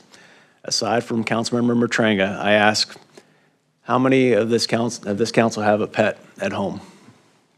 Okay. How many of y'all have it registered with our animal control facility? So there's a registration requirement that if you have a pet, you have to get them registered with the city of Friendswood. I don't raise that to make you look bad. I raise that to know that despite the laws in place, it's still difficult getting the information out there. The registration for the pet's not intended to be overly burdensome, but it's intended to get your pet microchipped. So God forbid the pet runs away, we're able to track them down and return them to the owner alive and in good condition. If you said microchip, I could have said yes. Well, yeah. Well, thank you for microchipping it. But the registration is key as well. And much like this, I would love for every parent that has an e-bike or some form of these type of devices to get them registered so that they know what their kids have and what they're capable of doing. The difficulty is in communication. I had people tell me a few weeks ago they had no idea we did a garbage survey, despite having done a social media blast and sending postcards to 14,000 residents. They still didn't realize there was a garbage survey. So communication is key. We'll do what we can in terms of evaluating what options we have out there, but I encourage you to talk to your neighbors, get them engaged. If you know your neighbor has kids and have these devices, talk to them about that. So you hit on education and enforcement. At the end of the day, the reason people aren't paying their pet fees is there's no enforcement. I get it. Yeah, well, the police department will be by your house later to issue you a citation for your pet. I will happily pay it. No, $75. I'm joking. You can't miss my dog. Yeah. All right, so let me just wrap this up. What I heard was a couple of actions I think we should explore. City Attorney, you got one. Chief Rania, you got one. So that's on the action side, and then I like the education side also. And Trish, maybe you, Joe, Michael could work with Glenda, throwing you under the bus, Glenda. Thumbs up, okay, good job. On some education material, some way of pushing some education materials out there to our, because we're going to have to educate first before we can really, I like that you're cracking the whip when you see something, hey, enforce the law, but we need to lead with education, and Trish will get the list of PTOs. I think Trish is right, too, is go at the schools. The schools have the most contacts with these children. That's right. Okay. So- Well, thanks, Chief. Thank you. Thanks, everybody, for participating in this. That's a good topic. Thank you very much. Thank you, Chief. Okay, 10B, discuss an update regarding the City of Friendswood Capital Improvements Project presented by Director of Engineering, Gil Arias. Good evening, Mayor and Council. This is your April 2026 Capital Improvement Project. I'm going to walk through a couple of key projects for you and that are currently in design and construction. If you have any questions along the way, please feel free to interrupt me.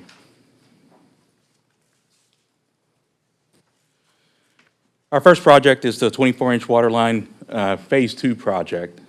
So this is part of our broader effort to strengthen the city's water distribution system and improve the reliability across the network. So this is the next phase of the water line project that we just completed at at the intersection of FM 518 and Spreading Oaks. So this will be a second phase that goes from that location down to a location next to the high school natatorium. It completes a critical connection between the surface water plant number 2 and the elevated storage tank number 1, which will allow us to move water more efficiently across the entire system. Ultimately, this improves system reliability, increases conveyance capacity, and strengthens service to the central portion of the city. Engineering is currently underway, with construction anticipated to begin in early 2027. Our next project is the Blackhawk Boulevard Phase 2C. This project is part of the city's ongoing effort to fully reconstruct Blackhawk Boulevard and to address longstanding pavement issues along the corridor. It also is a partnership project with Harris County Precinct 2, and we appreciate Commissioner Garcia's continuing support in helping advance this effort. This phase completes the remaining segments between Pennystone Way and FM 2351, and from Thursa Lane to FM 528. Once complete, the corridor will provide a more reliable roadway with improved drivability and reduced maintenance needs. So we received competitive civil proposals on March 31st, and we're looking at those CSPs right now. And we are anticipating to bring to council in May our recommendation for an award of that contract. Hill, if you award that in May, when would work start? Sometime in the summer? It would start sometime in the summer. At the earliest, it would be June, but we would work with the contractor to nail that down exactly. Per the schedule, if it starts sometime in the summer, when would you expect completion? The year, next summer? It would be next year. Next summer. Next year. Hill, how many bids did we receive? I'm sorry? How many bids did we receive? We actually got really good participation on this bid. We got 11 bids. So it was a competitive civil proposal. So we're not just looking at the lowest bid, which our issue last time around was we went with the lowest bidder. This time we're going to look at the lowest bid. That's going to be a big factor, but we're also going to be looking at what's your performance like? What's your, what are your references? Are they checking out? So we'd like to get somebody really good in to work this out and really do good. And I appreciate that, because it's imperative that we do a great job this time. Absolutely. In Hill, our cost share from our sales tax? Yes. So that's a partnership project. 50% of it will be paid by the Harris County Partnership Project. Mm-hmm. And then the rest of that will be paid for by the cities. Well, a big majority of it will be through the city's sales tax. Right. We have those funds, right? Yes. We do have those And we have those funds already allocated. We do have a good portion of those bids. You see on that slide that it was, let me go back real quick. It was budgeted for $9 million. We do have a couple that came in under $7 million. So or not under $7 million, under $9 million. It's about 4.5. So our portion is going to be 4.5 at most. So it's looking good right now. Our next project is the lift station number 2 rehabilitation. This is one of the most critical wastewater infrastructure projects that we have. Lift station number 2 conveys a significant portion of the city's wastewater flow, so its reliability is essential to maintaining system operations. The facility is aging and operating in a highly corrosive environment. and key components are beginning to fail. The current configuration also makes maintenance and repairs difficult. This project will fully rehabilitate and modernize the station to improve reliability, reduce maintenance challenges, and lower the risk of system failure. Also on this, we received competitive bid proposals on March 26th, and those are currently under evaluation as well. And we also anticipate bringing that recommendation to council for an award in May as well. So.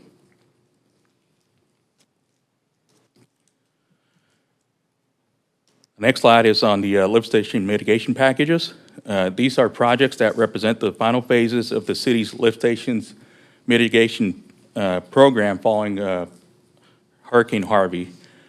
Previous mitigation packages have already been completed, and these are the remaining projects, which include lift stations 1, 17, and 4. The work includes system hardening, replacement of pumps, motors, and electrical controls, installation of standby generators, and elevating the critical equipment above flood levels. These upgrades are focused on improving system reliance, resilience, and performance during major storm events. Once complete, this will finalize our mitigation efforts and will strengthen the overall wastewater system. Next is our tank project at Surface Water Plant number 1. This project is focused on expanding water storage capacity and improving operations at one of the city's primary water facilities. It includes construction of a new 3/4 million gallon concrete ground storage tank, along with piping improvements, pump room upgrades, and expansion to the existing building. These improvements increase operational flexibility and strengthen the city's ability to meet system demands. The tank has been constructed, as you can see in that picture right there, and the project is moving into the next phase, which will include coating and piping and facility upgrades. We're anticipating substantial completion to come by October 2026. Right here in this picture, you can see the difference between the two tanks. The tank on the right is our existing tank. That's a 500,000 gallon tank. The one on the left is a 750,000 gallon tank. So you can see how much of a upgrade we have there in system capacity there. Next, we have the Friendswood Active Transportation Plan. So this is an effort that is part of a broader initiative to improve connectivity and mobility options through the city. The plan is led by the HGAC, and they're developing a citywide framework for walking, biking, and other multimodal modes of transportation. It focuses on identifying gaps in the existing active transportation network, improving safety, and creating a prioritized list of projects with a phased implementation strategy. This will position the city to pursue future funding opportunities and make more strategic investments in connectivity. So the study is fully funded by the HGAC with no local match, and the final report is going to be expected here real soon in the near future. So will there be a workshop to go over that and the recommendations and really work through it? Because I know they had a big challenge. Some of the things that they had to overcome as far as getting the connectivity down is. Yes, sir. So one of the final tasks that the consultant will have is they would like to come to you and make a presentation to the city council as their final deliverable. They've had several public engagement meetings that have been well attended, some surveys, and have had several meetings with key stakeholders and other individuals like that. So they'll be coming to visit with you guys here in the next couple of months also as well. Perfect, thank you.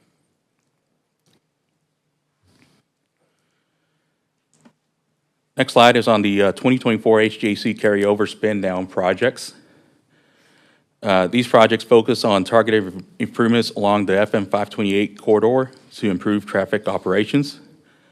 The primary focus is the intersection of FM 528 and FM 518, which is one of the most heavily traveled intersections in the city. This project includes striping modifications to add dual left turns along FM 528, which will significantly improve capacity and reduce delays. That project is advancing towards letting this summer.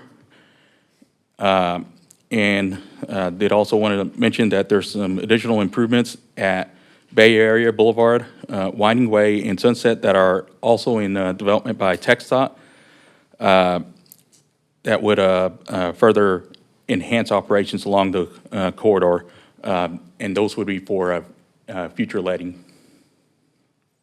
So at this time, it's still anticipated to be made, striping and signals that are going to add those turn lanes and free up some of the traffic versus widen it, because it's very constrained in that area. Is that? Yes, sir. As part of the program, the program came with a time constraint, which was you had to have a project that was let by August 2026. And the projects that were submitted to the HGSC were in that vein, striping projects that we felt were something that could get knocked out in a short fashion. So that's what is being pushed forward right now, 518, 528. More long-term projects with widening, those will have to come later. But TxDOT is working through that. We've been engaged with them, and we're working through that with them. I'll ask Mo if you'd like to add anything else to that. I have a question before maybe you'll answer. Go for it. When you say they're letting the engineering this summer, so what does that mean in terms of actually doing the project? So unfortunately, we don't have complete autonomy as it pertains to FM roadways. They're TxDOT managed facilities, and there's a certain procurement and prescription process and how those are tackled. So this project originally was selected because we can get it done within the time constraint provided. TxDOT made an edict that they needed to go with freestanding mast arm signals on all intersections from their coastal regions. Meaning the current wire span, basically with signal heads are hanging from wires, are no longer permitted. And then they started evaluating these projects and then said, wait, we're not going to be able to procure mast arms in sufficient time, so this project is no longer eligible. The city of Friendswood pushed back and said, hey, that's not acceptable. We didn't ask you all to put in new footers for new signal poles. We just need dual left turn lanes in all four directions. It will drastically improve mobility. So by August of this year, TxDOT is required to have the design work for the striping, which is fairly minimal, and the adjusted signal heads. So every lane of traffic in every direction that it has to go has to have a dedicated signal head that tells you can go straight or turn left under design. The design shouldn't take that long, but realistically, it'll probably take 9 to 12 months, and then construction. But TxDOT's completely in charge of the process. We had asked for similar measures at the other three intersections that Hill notes on the screen before you. Unfortunately, TxDOT's concern is that the improvements at those intersections would negatively impact their corridor, meaning 528. Allowing more vehicles coming off Sunset, allowing more vehicles coming off a Winding Way would negatively impact our roadway, so they would like to postpone those projects to a later date, provided unless the city can provide data that can show an improvement on their facility. You'll note later on in your agenda, you have a citywide traffic study to update our 2019 study that's going to help us in that regard. But autonomy is key here. If we were masters of our own domain as it pertains to FM roadways, it'd be a little easier. But as you know, this is not our facility. So the engineering will get done by August, but we could not do the striping and we couldn't take it over at that point and do it ourselves. No, ma'am. They're totally in charge, and so whenever they do it, Correct. And they're going to start the engineering in August, not have it, yes, ma'am. Murad, why don't you educate the population about what the threshold is for us to take over as far as autonomy of that? Because So it's 50,000 as recorded in a decennial census. So realistically, it's not going to take place until 2040, at my best guess. I will note, even though we have a 50,000 threshold, the state's not obligated to not, they can pass new legislation in the future that says 40,000, this new magic threshold. There is a budgetary limit and crisis currently at play with TxDOT, not due to mismanagement of funds, but simply the state is pushing back on the availability of funds. Gas taxes, as you well know, are a static figure, so even though a lot more people are driving, they're seeing fewer and fewer revenue coming into departments of transportation across the countries for various projects. electric vehicles don't pay tax. Electric vehicles don't pay taxes, and then we also have improved gas efficiency in our own vehicles compared to 20 years ago. So with that, TxDOT is running into issues with funding. They've cut their funding by over 30%, with $53 million in just this region alone, which is monumental. Part of the reason why this project was delayed is TxDOT was running into funding constraints, and we reminded them that the city of Friendswood would gladly step up and cover the engineering so that we can see the work completed. But we don't have, again, autonomy over it. Preaching to the choir. Here. But we are hopeful that this intersection, which is our most critical one, will get completed within this next year, and we're going to push hard on the others as well. Did we get a level of service estimate on the dual turn lanes? Did we? So yes, in our own study that we did in 2019, we saw an improved level of service from, I want to say, an F to a D, which, again, sounds bad, but even if we didn't issue another building permit tomorrow or ever in the future in Friendswood, League City and Pearland will continue to grow and impact our intersections here in Friendswood. So this is a critical need. TxDOT, though, wanting to do their own study, did their own study and saw similar results in their improved level of service. Okay, thank you. Sorry, Hill. Don't even get me started on TxDOT. Wait until they remove our ability to lobby the state. Yes, they are doing that actively every session. So the next slide I have here is the 2026 HGAC carryover spend down projects. So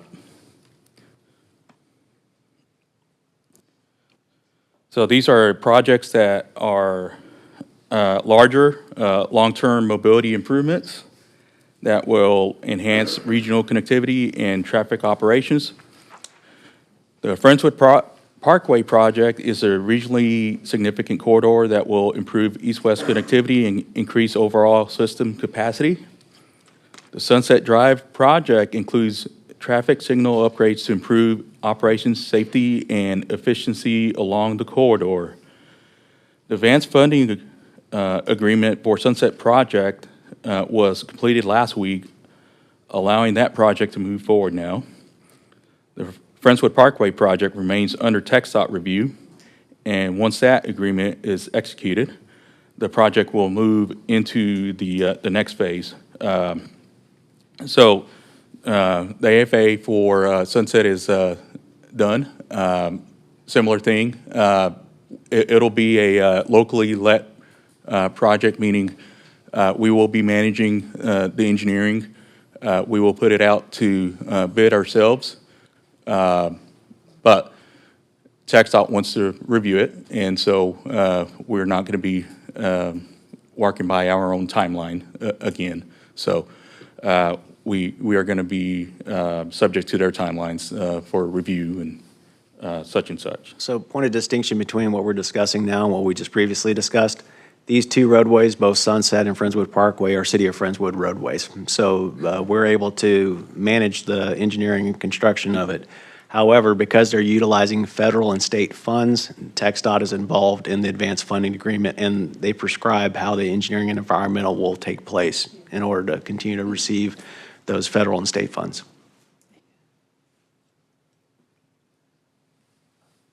Well, to tell you the truth, I'd like to thank HGAC And HGAC has stepped up with a whole lot of funding here for us, 250 there, 2.6 million there. And Sally, I really appreciate your 9 years of liaison work, and Mayor, you too. Y'all have both lobbied them hard. And virtually half of these projects are funding that we're getting from HGAC, and 8 years ago, I didn't see that much coming from them. So I really do appreciate HGAC and what y'all have done to try to get them to step up and help Friendswood. That's awesome. When I go to those meetings, everybody says, "Where's Sally? Where's the Sally?" Well, I'd like to also thank Murad because he serves on the TAC, which is the Technical Advisory Group that feeds their information into the Transportation Policy Council. And that is who we lean on very heavily for our advice and counsel. And I think that's where the crux of this, the root of this is. So thank you, Murad, for your service. Thank you. Thank you, Hill. Appreciate the Thank you, Hill. information. Item 10, city managers. Am I on item 10? Hang on. You are on item 11, city 11, managers sorry. report. We'll buckle in. There's a long report this evening. No, first off, I'd like to recognize Sergeant David Brechtel for 31 years of service to the city of Friendswood. Unfortunately, he was not able to make tonight's meeting, but he recently retired at a ceremony about 2 weeks ago with the city of Friendswood. Though we're sad to see long-tenured employees such as David Brechtel leave our employment, they have mentored and trained younger officers over those same course of years, and we're seeing others step up into new leadership roles. Recently, there was a promotion of 3 sergeants. So we thank David for his service to our community for over 3 decades. Chief Reyna, if you can pass along our thanks to him when you see him next. The next item, we want to recognize Andrew Calhoun in our finance department. You recently heard the audit report and all the wonderful things that finance is doing. Andrew joins a long list of esteemed finance employees that got their CGFO, the Certified Government Finance Officer designation. This is a multi-test and multi-year process that requires some extensive examination. What is unique to Andrew is that she scored a 99 on our final test, and that is unheard of. So please pass her along our thanks to Andrea for her great job. Yeah. Next up, we were talking about it earlier this evening, e-bikes. Our municipal court recently had been recognized by the state of Texas for their e-bike educational component and effort.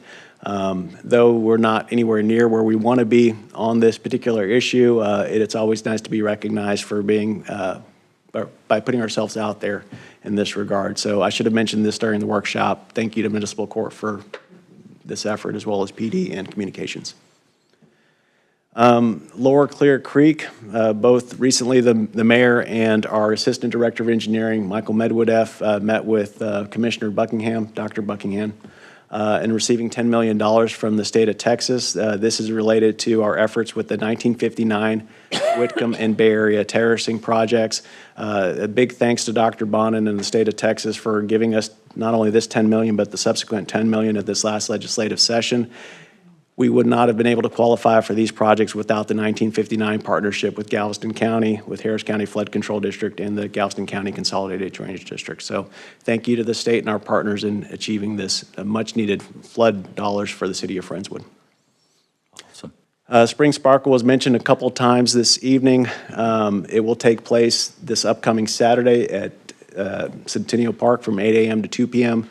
It's a very, very, very popular event, so if you have anything you'd like to get rid of, make sure you show up early and you have your ID or some sort of utility bill information so that we can verify your residency before we take your trash. No hazardous waste. No hazardous waste, yes. Is there any, I know Pearland takes paint, they used to, so is there ever any?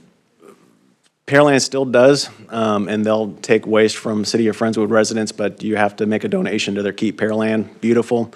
There was a time where the City of Friendswood would pay to participate in that facility. Unfortunately, a lot of commercial organizations were taking advantage of that, and so that thank you for that benefit went away. Coming up, April 19th through 25th is National Library Week. There will be a number of events going on at the Friendswood Library to recognize Library Week. This year's theme is Find Your Joy. So if you haven't been to our library, please go. And if you'd like to go with festivities, go on April 19th through the 25th. Councilmember Branson mentioned it earlier this evening. Small Business Week is coming up at the end of this month. It will be interesting to hear how the World Cup will impact the Houston region. So if you haven't registered to attend the events, please do so. Did we get any soccer balls? No, they're very expensive. We checked on that. I don't know if y'all have seen the soccer balls on 59 where the overpasses go by, those huge soccer balls. We Yeah. wanted one, but we're not going to get one. Darn. Next up, we have our Concert in the Park series that's going to kick off May 1st with the two high schools, Clearbrook High School and Friendswood High School, with their jazz bands. It's a fun evening of festivities. These concerts are always well attended and a good time had by all. Very family-friendly environment. If you haven't been to one of our concerts in the park, please do so. It'll take place every Friday night from May through June. As you know, Parks is going to be busy, so please come out and join us. And last up, we have our election information. Early voting starts on April 20th, and there'll be voting facilities at Friendswood Baptist Church as well as Village on the Park. The dates are on the screen before you. You can also go to our city's website to get further information. Election day will be on Saturday, May 2nd. And do you have any questions or comments? Thanks, Murad. Moving on, item 12, business items. A is consider concurring with the city manager's appointment of a director of library services. Murad, you let us know about Miss Melissa Baker. Yes, sir. As you all know, the city has been actively looking for a library director for the last couple of months. The updated job description was advertised in November, and we received over 50 applications for that role. 21 of the applicants met the minimum requirements, and of those, we whittled it down to 17 and sent out questionnaires to those 17. Based upon those responses, 5 were interviewed and narrowed down to a singular applicant, Melissa Baker, as the mayor mentioned earlier. On the following slide has some backup information related to Melissa's experience. She's got over 20 years' experience both in Texas and in the state of Florida. Currently in Florida, she manages 13 programming and outreach for 13 libraries. We're excited for Melissa to join us to our already stellar team at the library and look forward to the work that she will do here in Friendswood. With that, I seek y'all's concurrence for her appointment. All right, any questions? Can I get a motion to concur? Motion to approve. Second. Concur. Motion to concur. Motion and a second to concur. All in favor? 7-0. Thank you. Item B, consider awarding the 2020 Lift Station Mitigation Package 1, Lift Station 1 and 17 Construction Services Project to Branch Construction Group LLC, bid number 2026-01. Murad? Hill is going to give some backup Hill? information. I'm sorry. Okay, so we had a couple of, I didn't apologize, I didn't see how many bids we got on this one, but we had a few bids that came in, and Branch was the low bidder. They were pretty well engaged during the pre-bid process, so they've done some work for Dickinson, in the Dickinson area, and they've been really interested in coming to do work for the city of Friendswood, and this is going to be the first opportunity for them to do some work for the city. Have you spoken to the general manager of WCID 1? I'm assuming that's who they did the work. I have not personally, but we have had one of our consultants that has spoken with the WCID down there and received some positive feedback. Yeah, if Ivan thinks they're okay, and he's kind of semi-retired, they're probably pretty okay, so. Yeah. Hill, we've seen Lift Station 1 and 17 over the years come up often, and for location-wise, this is on 2351 as you're heading out at the bridge at Mary's Creek. That one is on the right, and just when you go past the bridge, 17 is in Harris County on the right. And what is the scope completely? Are we going to fix these two lift stations? I've just seen these a lot of times come up? Yeah, so lift station number one, the electrical components are so outdated right now that TNMP won't even work on that electrical equipment. So we've got a bypass pump going right now. And that generator that we can see, is that going up or higher, or is that going to be Generator, you can replaced? see, will be going up higher, Okay. several feet higher. Okay. Yes. And the building that you see there will be demolished, and all that electrical equipment will be going on that platform next to the generator. Similar situation on the opposite side of the creek as well. Well, it's just, they're just so in proximity of the creek. I mean, we've got to get that fixed. So both those lift stations were built back nearly 50 years ago when the development occurred in that area, and we had tried desperately to combine them into a singular lift station in a better location. Unfortunately, there wasn't an economically feasible solution that wouldn't have been drastically more expensive. Gotcha. I just know we've seen this a lot of times, and we got to just knock it out and get it done right. Yes, sir. Any other questions? Can I get a motion to approve? Motion to approve? Second.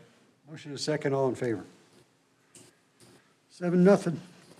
All right, item C, consider ratifying the city's filing of IRS Form 8038 Tango and the remittance of the associated arbitrage, rebate, and yield reduction payments in connection with the Waterworks and Sewer System Revenue Bond Series 2021.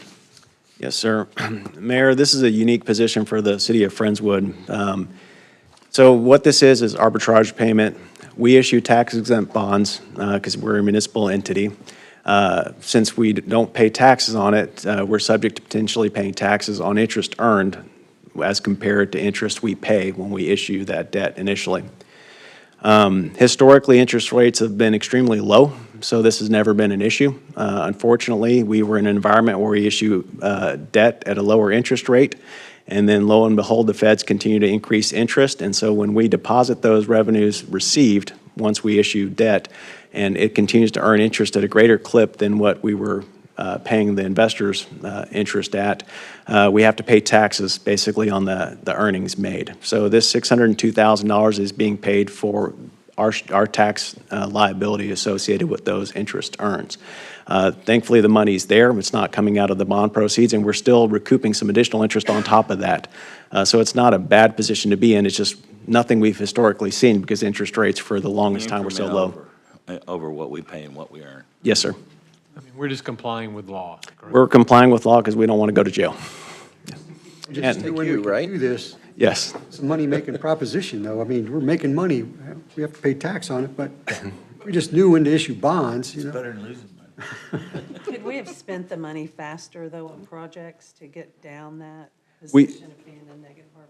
We would have gotten it down somewhat, not necessarily completely out of the water. Unfortunately, some of these projects are going to require multi-year efforts because they require other partnerships. That's really the only way to do it. That's the only way to do it. Yes. So I think I've been up here 10 years. I think this is the first time I've ever voted to ratify a payment to the IRS. Well, we haven't had this issue come up before. In the last I've been doing this close to 26 years, and this is the first time that we've seen interest rates continue to I go didn't want up. you to say, well, we've just not paid them in the past. No. Good answer, good answer. So, all right, so I need a motion to ratify. Motion. Second. Take your pick. Motion and a Whatever, second. we're All in done. favor? All right.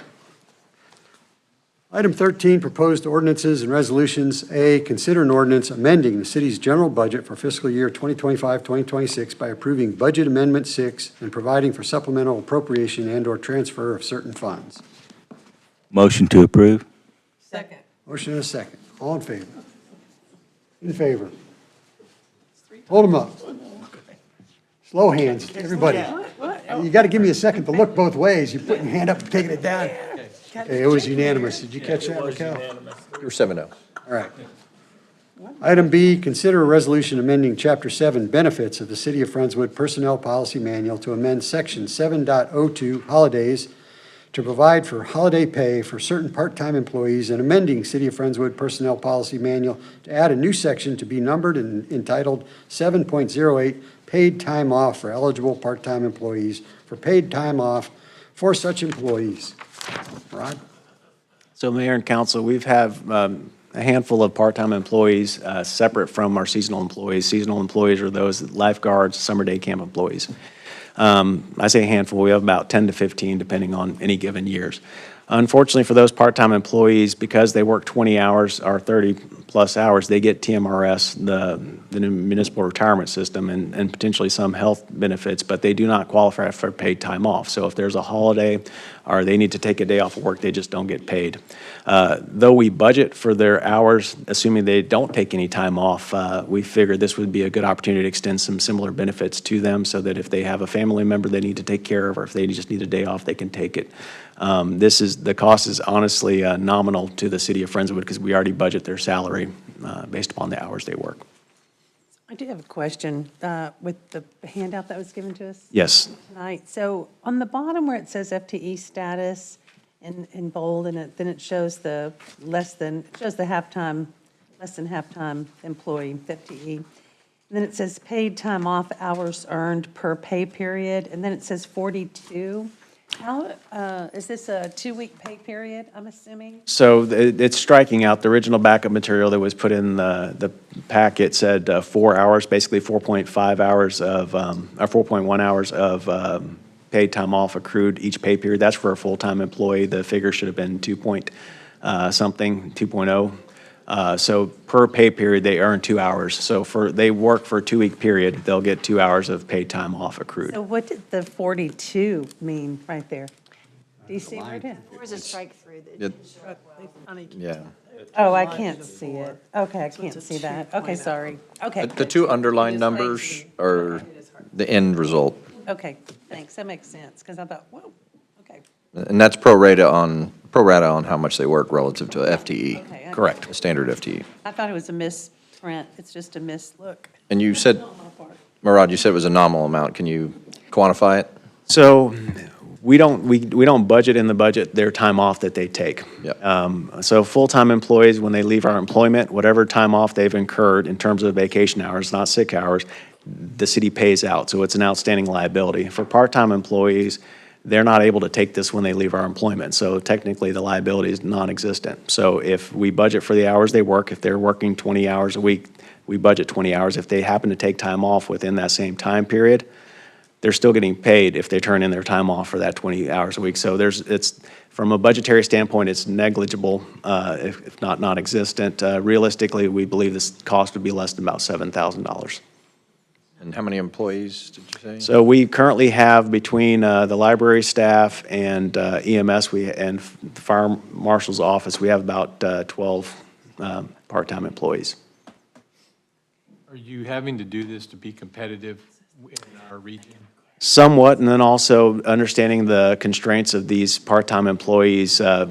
As you well know, the cost of living has gone up substantially, and one of the issues is we have long-tenured, part-time employees that we felt that would be helpful to offer the same, obviously on a pro rata basis, the same benefits that you would get as a full-time employee. So if they want to take the day off, or if, for instance, Good Friday, we were closed, historically, they wouldn't get paid anything if they were supposed to work that day. And this has no effect on the pension obligation whatsoever? No.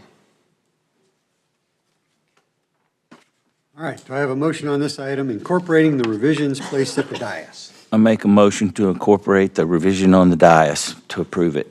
Second. Motion is second, all in favor? All right, down to item 14, consent agenda. I need a motion. Motion to approve. Second. Second. All in favor? Yeah. All right, let's see here. It is 7:53 PM. We'll now recess and convene into an executive session pursuant to Section 551.074 of the Texas Government Code to deliberate the annual performance of the city manager. Go. They're in here, moral support for Mo. All right, okay. Did I say what time we went into? It's okay, just beat up on this.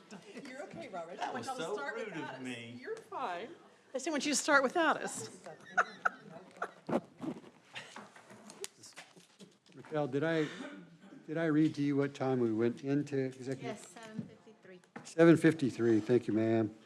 All right. I now reconvene the open meeting of the Friendswood City Council and announce that in accordance with Section 551.102 of the Texas Government Code, no action was taken in executive session. We now move on to item 16A, discussion and possible action. Consider taking appropriate action regarding the city manager's annual performance evaluation. Mr. Mayor, I would like to make a motion in expressing our sincere gratitude and confidence with our city manager. I'd like to move that we increase his salary by 2.75% at his request. I No more second than the that at motion. his request. Got a motion and a second? All in favor? Thank you. Meeting adjourned. Well done. Well done.